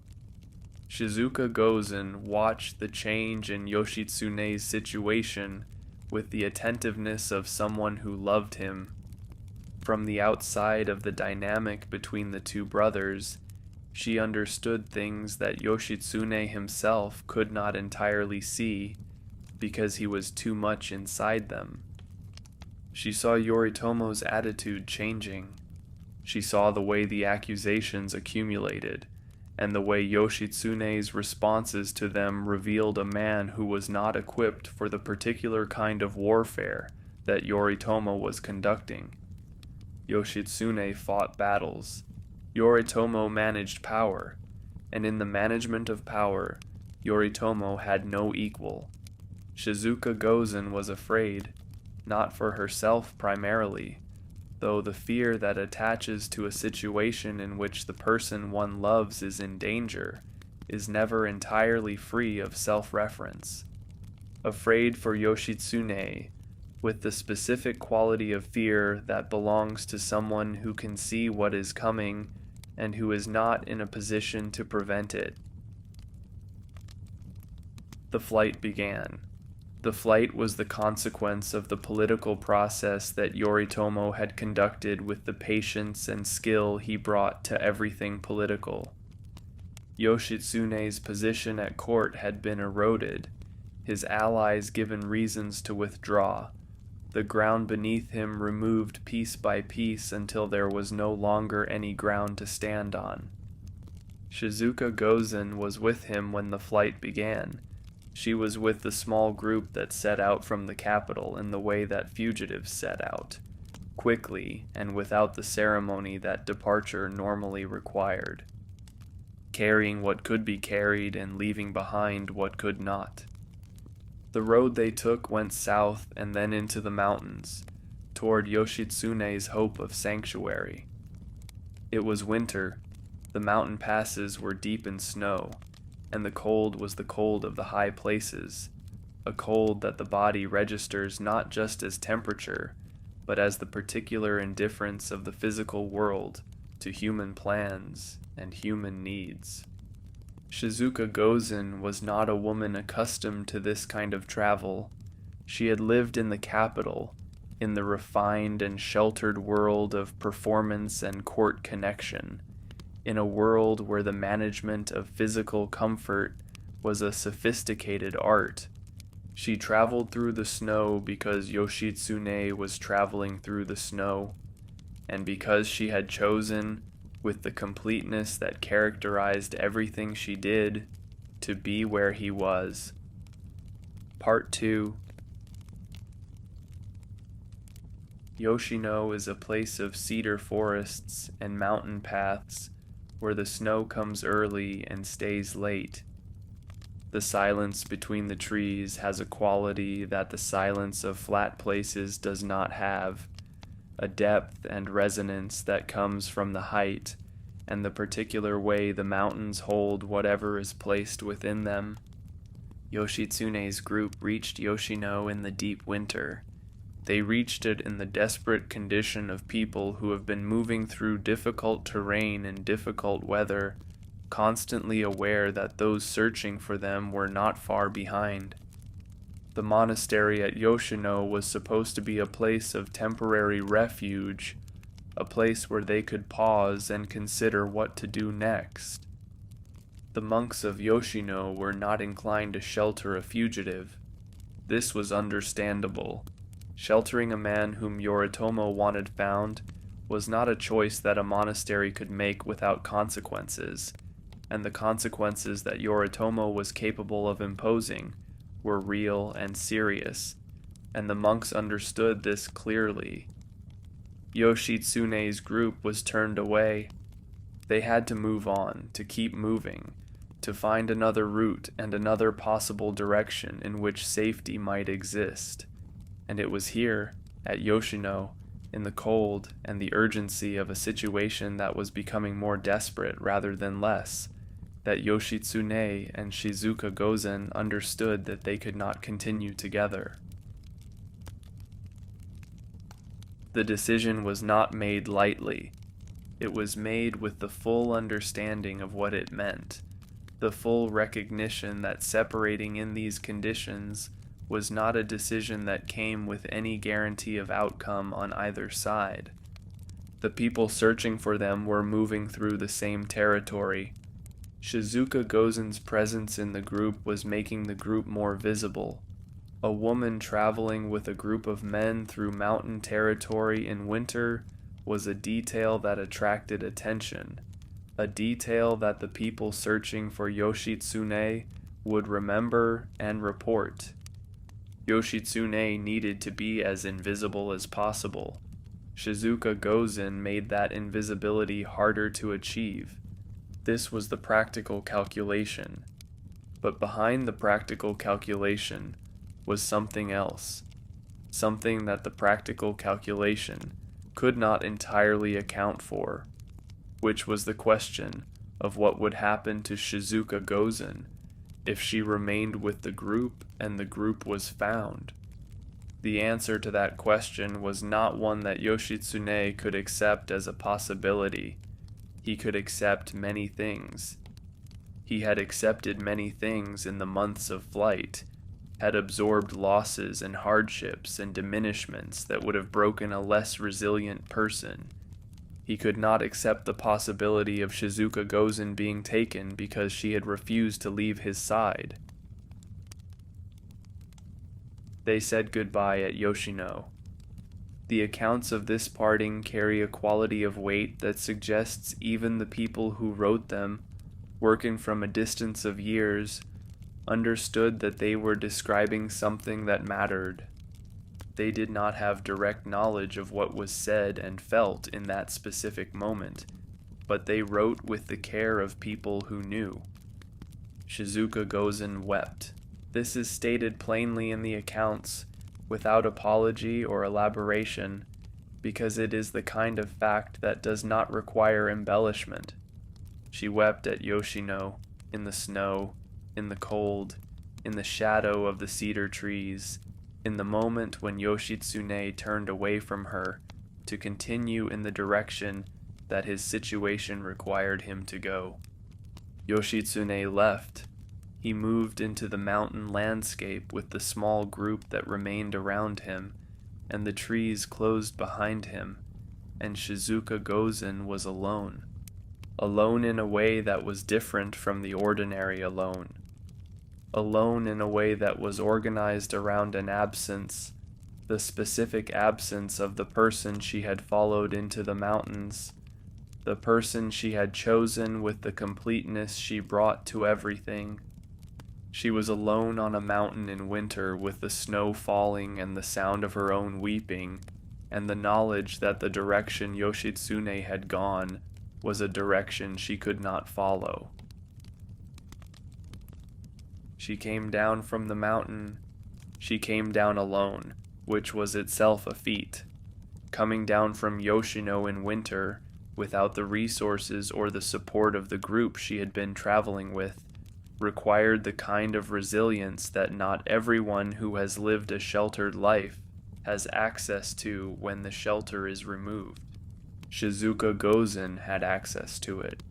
She had a quality that her years of training had produced, not the physical training of a warrior, but the discipline that a dancer's life required. The discipline of the body made responsive to demands the ordinary body is not capable of meeting. The discipline of being present in difficult conditions without the ordinary protections that people use to manage difficulty. She came down from Yoshino and she was captured. The people who captured her were Yoritomo's agents, people who had been searching the area with the specific intelligence that a woman matching Shizuka Gozen's description had been traveling with Yoshitsune's group. She was taken. She was taken not because she had been careless or because she had made a mistake. The force arrayed against Yoshitsune was very large, and she was alone, and the outcome of a single woman in the mountains against a systematic search was the outcome that systematic searches tend to produce. She was taken to Kamakura. Kamakura was where Yoritomo had established the center of his power, the eastern city that was the seat of the new military government. It was in every way different from Kyoto, different in its landscape and buildings and culture, and its sense of what mattered. Shizuka Gozen arrived in Kamakura as a captive. She arrived as a woman who had been found in Yoshitsune's company, who had traveled with him through the mountains, who had chosen to be with him when better judgment might have counseled a different choice. This was the case against her, such as it was. She had loved Yoshitsune. She had followed him. She had refused, until the situation made it impossible, to be separated from him. These were the facts, and the question of what to do with these facts, how to treat a woman who had committed no crime except the crime of loyalty to a man Yoritomo had decided to destroy, was a question that Kamakura had to answer. Yoritomo's answer, initially, was to make Shizuka Gozen perform. He ordered her to dance, and what happened when Shizuka Gozen danced at Tsuruoka Hachimangu is the thing that history has preserved with the most care and returned to with the most frequency of anything in her story. Part 3. Tsuruoka Hachimangu is a shrine that sits at the center of Kamakura. It was, in Yoritomo's new order, not merely a religious site but a political one, the place where the power of the new military government expressed itself in ceremony and in the rituals that gave that government its connection to the sacred authority that political power requires. Yoritomo ordered Shizuka Gozen to dance there. The order was delivered with the full weight of his authority, which was now the greatest authority in Japan. The context was a formal ceremony, a public occasion at which the most prominent figures of Yoritomo's government and court would be present. What Yoritomo wanted from the performance is not entirely clear. Perhaps he wanted to demonstrate his control over everything, including the woman who had traveled through the mountains with the man he was pursuing. Perhaps he wanted the performance as a kind of trophy, evidence that the world Yoshitsune had inhabited was now entirely within his power to display and to dispose of as he chose. Perhaps he simply appreciated Shizuka Gozen's talent and wanted to see it exercised under his authority. The specific motivation is less important than the specific response. Shizuka Gozen danced. She danced at Tsuruoka Hachimangu before Yoritomo and Masako and the assembled court of Kamakura, and what she performed was not the performance that Yoritomo had requested or expected. She sang. The song she sang was a song about Yoshitsune, not obliquely, not with the kind of indirection that court performance normally employed when the subject was politically sensitive. Directly, she sang about her love for Yoshitsune, about the separation at Yoshino, about the snow and the cold and the cedar trees, and the quality of the absence that the separation had created. She sang as a woman who has chosen the thing she is doing with the completeness that makes choice real. She had understood what the performance she was giving was, and she gave it anyway, in front of the most powerful man in Japan, in the full knowledge of what the giving of it might produce. The court was silent. Yoritomo was not silent. Yoritomo was furious. What Shizuka Gozen had done was not merely impolite. It was a direct and public declaration in front of the entire court of Kamakura that her loyalty was not to Yoritomo, but to the man Yoritomo was hunting. Her love for Yoshitsune was not a thing she was prepared to conceal or apologize for or reframe into something less threatening to the person sitting before her. It was, in the terms of that world, a provocation. It was the kind of provocation that could, and perhaps should, have had the most serious consequences. Yoritomo moved to impose those consequences. But here, at the moment of potential catastrophe, a different figure entered the story. Masako spoke. Masako was Yoritomo's wife, the woman who had been born as the daughter of Yoshitsune's captor and who had become, through her own formidable intelligence and will, one of the most significant political figures of the period. She was not a woman who deferred to her husband in matters she considered important, and she considered this important. Masako said something that the accounts have preserved with care because it deserved to be preserved. She said that anyone who has loved someone understands what Shizuka Gozen had just expressed. She said that the feeling behind the performance was a feeling that every person who has loved and been separated from the person they loved would recognize. The expression of that feeling, however politically inconvenient, was not something that deserved punishment. She spoke with the directness that Masako was known for. She spoke with the authority that a woman of her position could bring to bear, in a moment when bringing it to bear was the difference between justice and its absence. Yoritomo listened. This is significant, because Yoritomo was not generally a man who changed his course in response to opposition, was not generally a man who found the arguments of others sufficient reason to revise a decision he had already made. But Masako was not others. Masako was Masako, and the particular quality of her intervention, the combination of personal authority and the articulation of something genuine about the human experience of love and loss, reached Yoritomo in a way that nothing else could have. Shizuka Gozen was not punished. What Shizuka Gozen felt in the aftermath of the performance is not something the accounts record directly, but it is not difficult to imagine. She had done what she had done. She had stood in the shrine at the center of the power of the man who was hunting the person she loved, and she had sung that person's name. She had not looked away, had not apologized, had not reframed what she felt into something that would have been safer to express.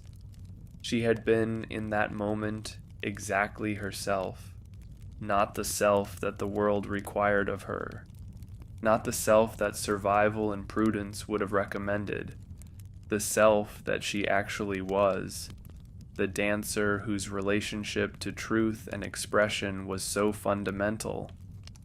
When the choice came between expressing it and suppressing it, she expressed it, even here, even now, even in front of the most dangerous audience she would ever perform for. The performance at Tsuruoka Hachimangu is the thing that history has remembered, not because it was the most technically accomplished thing Shizuka Gozen ever did, but because it was the most completely her. Part 4. Shizuka Gozen was with child. This fact, which becomes known in Kamakura in the aftermath of the performance at Tsuruoka Hachimangu, adds a dimension to everything that had happened and everything that was still to happen, that the performance itself did not contain. The child was Yoshitsune's. It had been conceived in the time before the flight, or in the early days of it, in the time when the situation had not yet reached the point of complete impossibility, and there was still some space in which the ordinary human things were possible. Shizuka Gozen was now in Kamakura, the child of the man Yoritomo was hunting growing within her, and the situation that this created was one that even Masako's intervention at the shrine had not addressed, and could not easily address. Yoritomo's position on the child was determined by the same logic that had determined his position on Yoshitsune himself. The child of Yoshitsune was a potential claimant, a potential point of resistance, a potential beginning of something that Yoritomo had decided should not begin. Masako was pregnant herself at this time, or had been recently, and the accounts suggest that her intervention on Shizuka Gozen's behalf at the shrine had a personal dimension that went beyond the general principle she had articulated. She understood, at a level that was not merely political or philosophical, what it meant to carry a child, and to be uncertain about that child's future. She understood what it meant to love the person whose child you were carrying, and she extended to Shizuka Gozen the protection that she could extend, which was real and significant, but which had limits. Limits determined by the boundaries of Yoritomo's tolerance and by the requirements of the political situation that had made everything in the world of Kamakura what it was. Shizuka Gozen was treated with a degree of consideration that her situation might not otherwise have produced. She was housed, she was not mistreated, she was given the conditions under which she could wait for the child to arrive. But the waiting was the waiting of someone who did not know what would happen to the child when it arrived, who knew that the decision was not hers to make, and that the person who would make it had reasons to make it in a particular way. The child was born. It was a boy. A boy born to Shizuka Gozen in Kamakura was, in the terms of Yoritomo's political calculation, a son of Yoshitsune, a potential heir of the Minamoto clan's most famous warrior, a focus around which resistance might eventually form.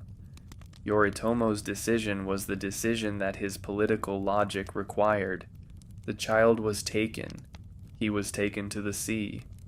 The accounts describe this with the brevity that the most devastating things sometimes receive, the brevity of a fact so terrible that elaboration would be a kind of insult to its weight. The child did not survive.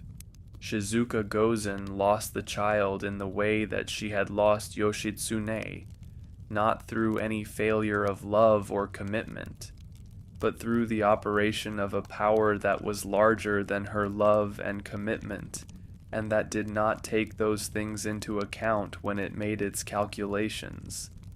She had lost Yoshitsune to the mountains and the winter, and Yoritomo's patient political destruction. She had lost the child to the sea. Masako mourned with her. This is stated in the accounts with the plainness that genuine feeling tends to produce in records that have been written with care and honesty, the plainness of a fact that does not need to be dressed up to be significant. Masako was a woman who had navigated the most demanding political environment of her time with a skill and a toughness that very few people of any gender possessed. She was also a mother, and the loss of a child is a loss that crosses the boundaries between the politically powerful and the politically powerless, a loss that finds the human being inside the political position and is felt there, specifically and without qualification. Masako mourned with Shizuka Gozen, and this mourning, this shared grief between the wife of the most powerful man in Japan and the woman who had loved the man that powerful man was hunting, is one of the most human moments in a story that has many human moments. It does not resolve anything. It does not undo what was done. But it is there, in the accounts, preserved because the people who wrote the accounts understood that it mattered, that the fact of two women mourning together in the center of political power was a fact worth preserving. Shizuka Gozen remained in Kamakura for a time.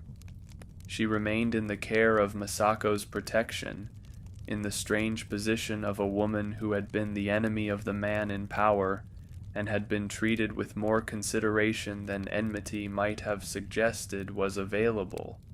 The news of Yoshitsune's death reached Kamakura. The news of the events at Koromogawa, the attack and the fire and the end of everything that Yoshitsune had been and done, came in the way that news of distant events came in that period, slowly, with the particular quality of information that has traveled a long distance and been changed by the traveling. Shizuka Gozen received the news. What she felt, the accounts do not say directly. They preserve the fact of the news reaching her, and they preserve what happened afterward, which is that Shizuka Gozen was eventually released from Kamakura, was allowed to return to the world that lay outside the seat of Yoritomo's power. She went. The direction she went, and what she did after she left, is the subject of the accounts that have accumulated around her name in the centuries since, accounts that disagree with each other in their details, and that cannot all be true. Part 5. The accounts of Shizuka Gozen's life after Kamakura diverge.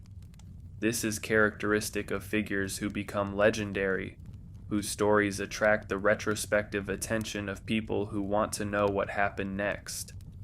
Finding the records incomplete, they fill in the gaps with what seems possible, or what seems appropriate, or what the meaning of the story seems to require. Some accounts say she returned to the capital. Some accounts say she became a nun.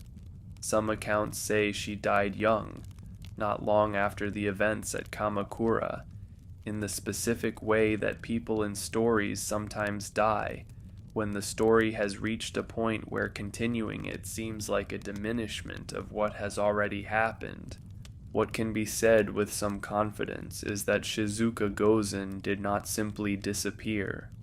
The name was too significant by then, the performance at Tsuruoka Hachimangu too widely known, the story too resonant with things that people of that period and subsequent periods found important, for her to have simply vanished without leaving some trace. She continued, "The shape of the continuing is uncertain, but the continuing itself is not."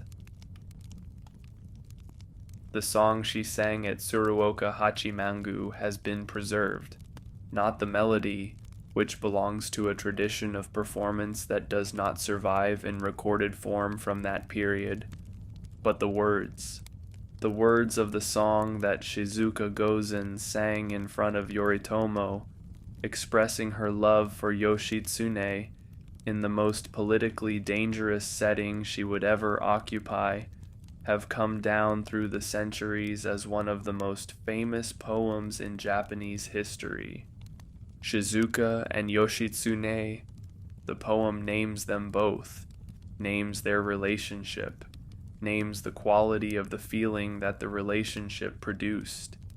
It does this in the compressed and resonant way that the Japanese poetic tradition does these things, in 17 or 31 syllables.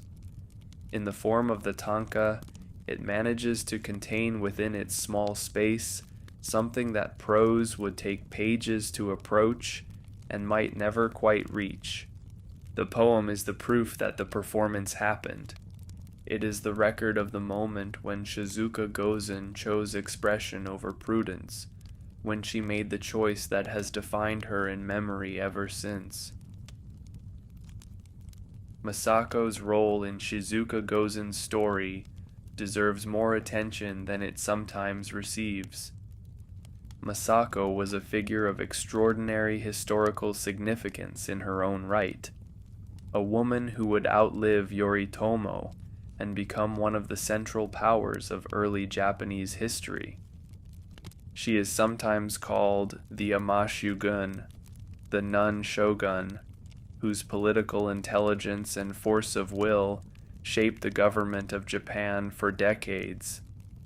She was also a woman who, in the middle of the most dramatic period of her husband's consolidation of power, found the time and the will to intervene on behalf of another woman's grief.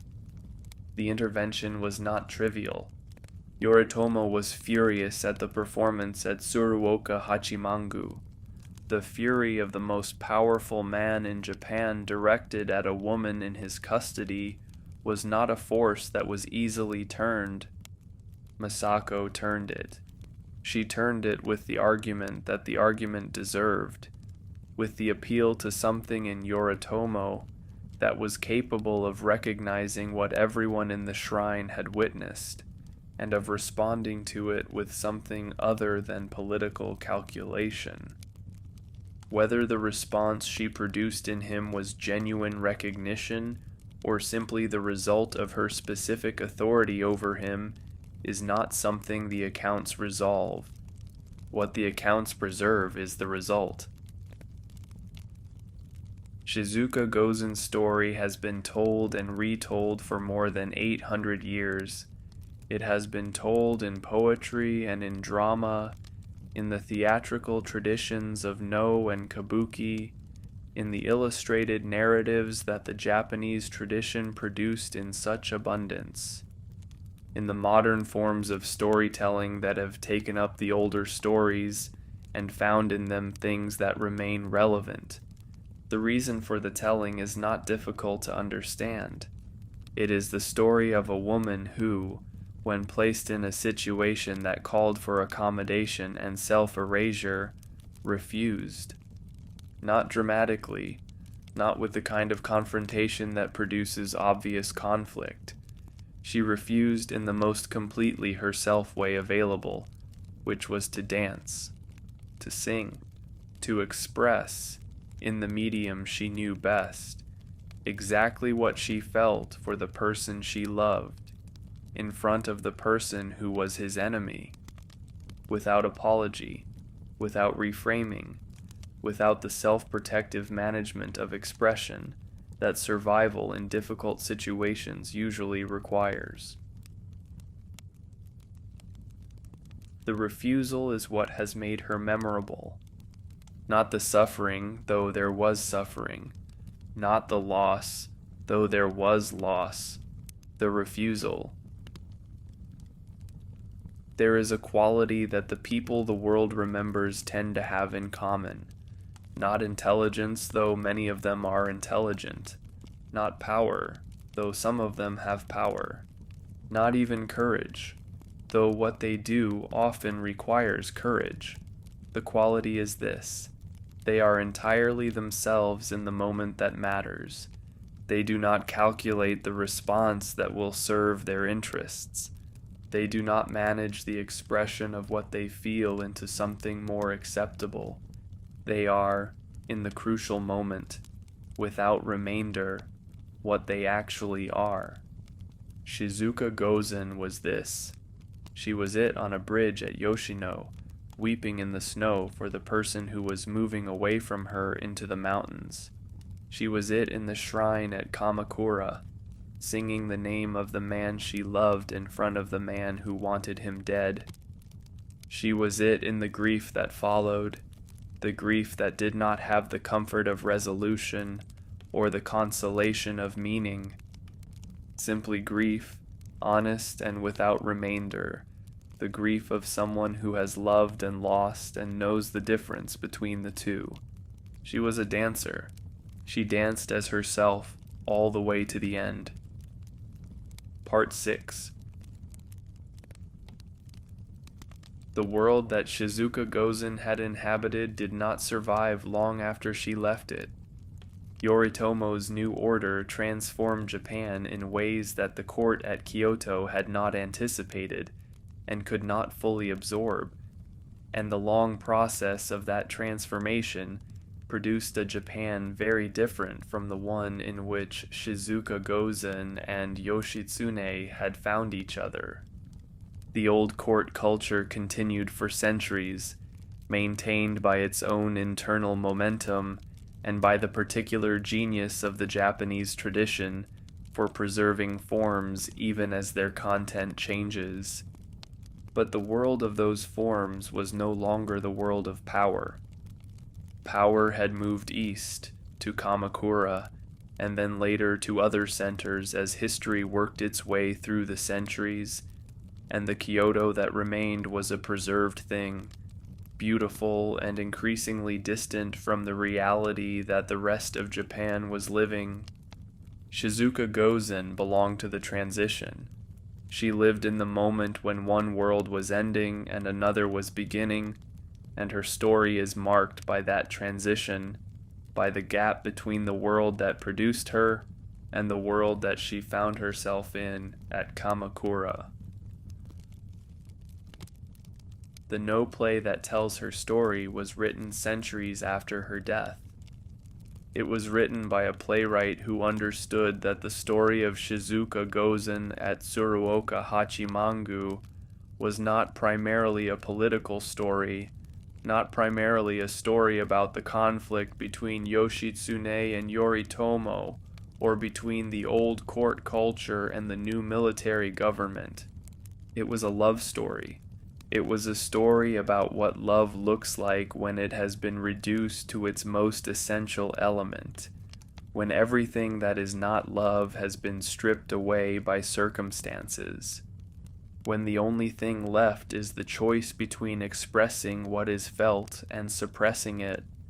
The play preserves what history preserved, the dance and the song and the silence of the court, and the fury of Yoritomo and the intervention of Masako. It places these things in the context that the theatrical tradition of No provides, the context of spirits and memory, the particular way that the Japanese classical tradition understands the relationship between the living and the dead, between the present and the past. In the world of No, Shizuka Gozen dances still. What does it mean to be remembered as she is remembered?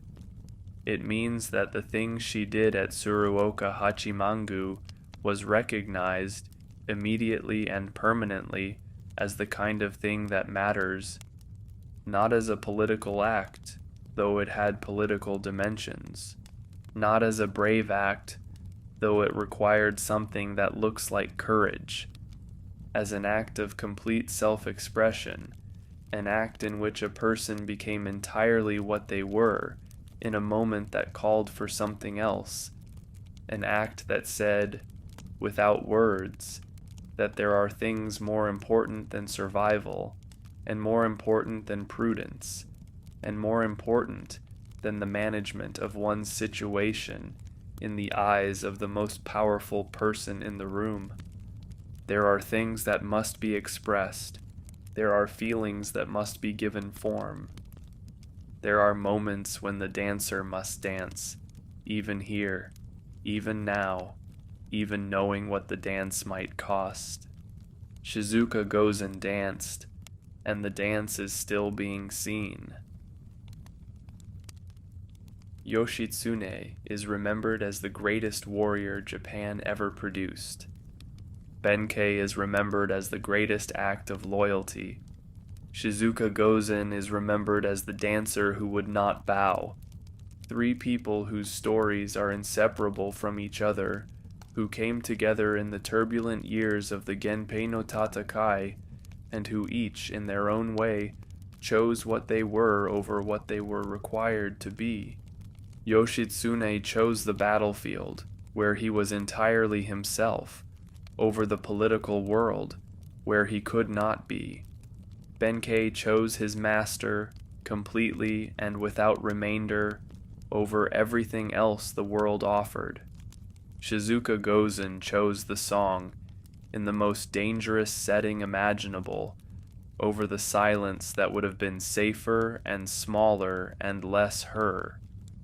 Together they constitute a story that Japan has told and retold for 8 centuries, because the story contains something that does not age, something that each generation finds in it that speaks to their own experience of what it means to choose what you are when the world asks you to be something else.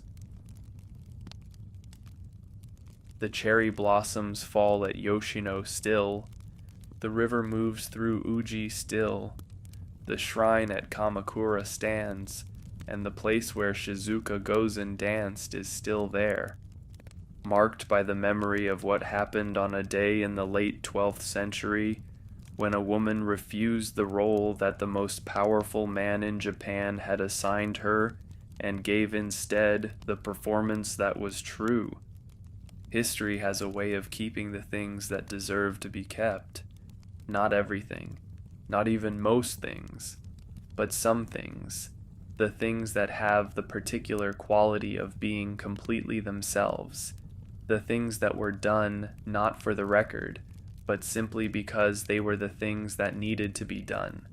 Shizuka Gozen's dance needed to be done. She danced it, and the world, which had not asked for it and did not know it needed it, has been keeping it ever since.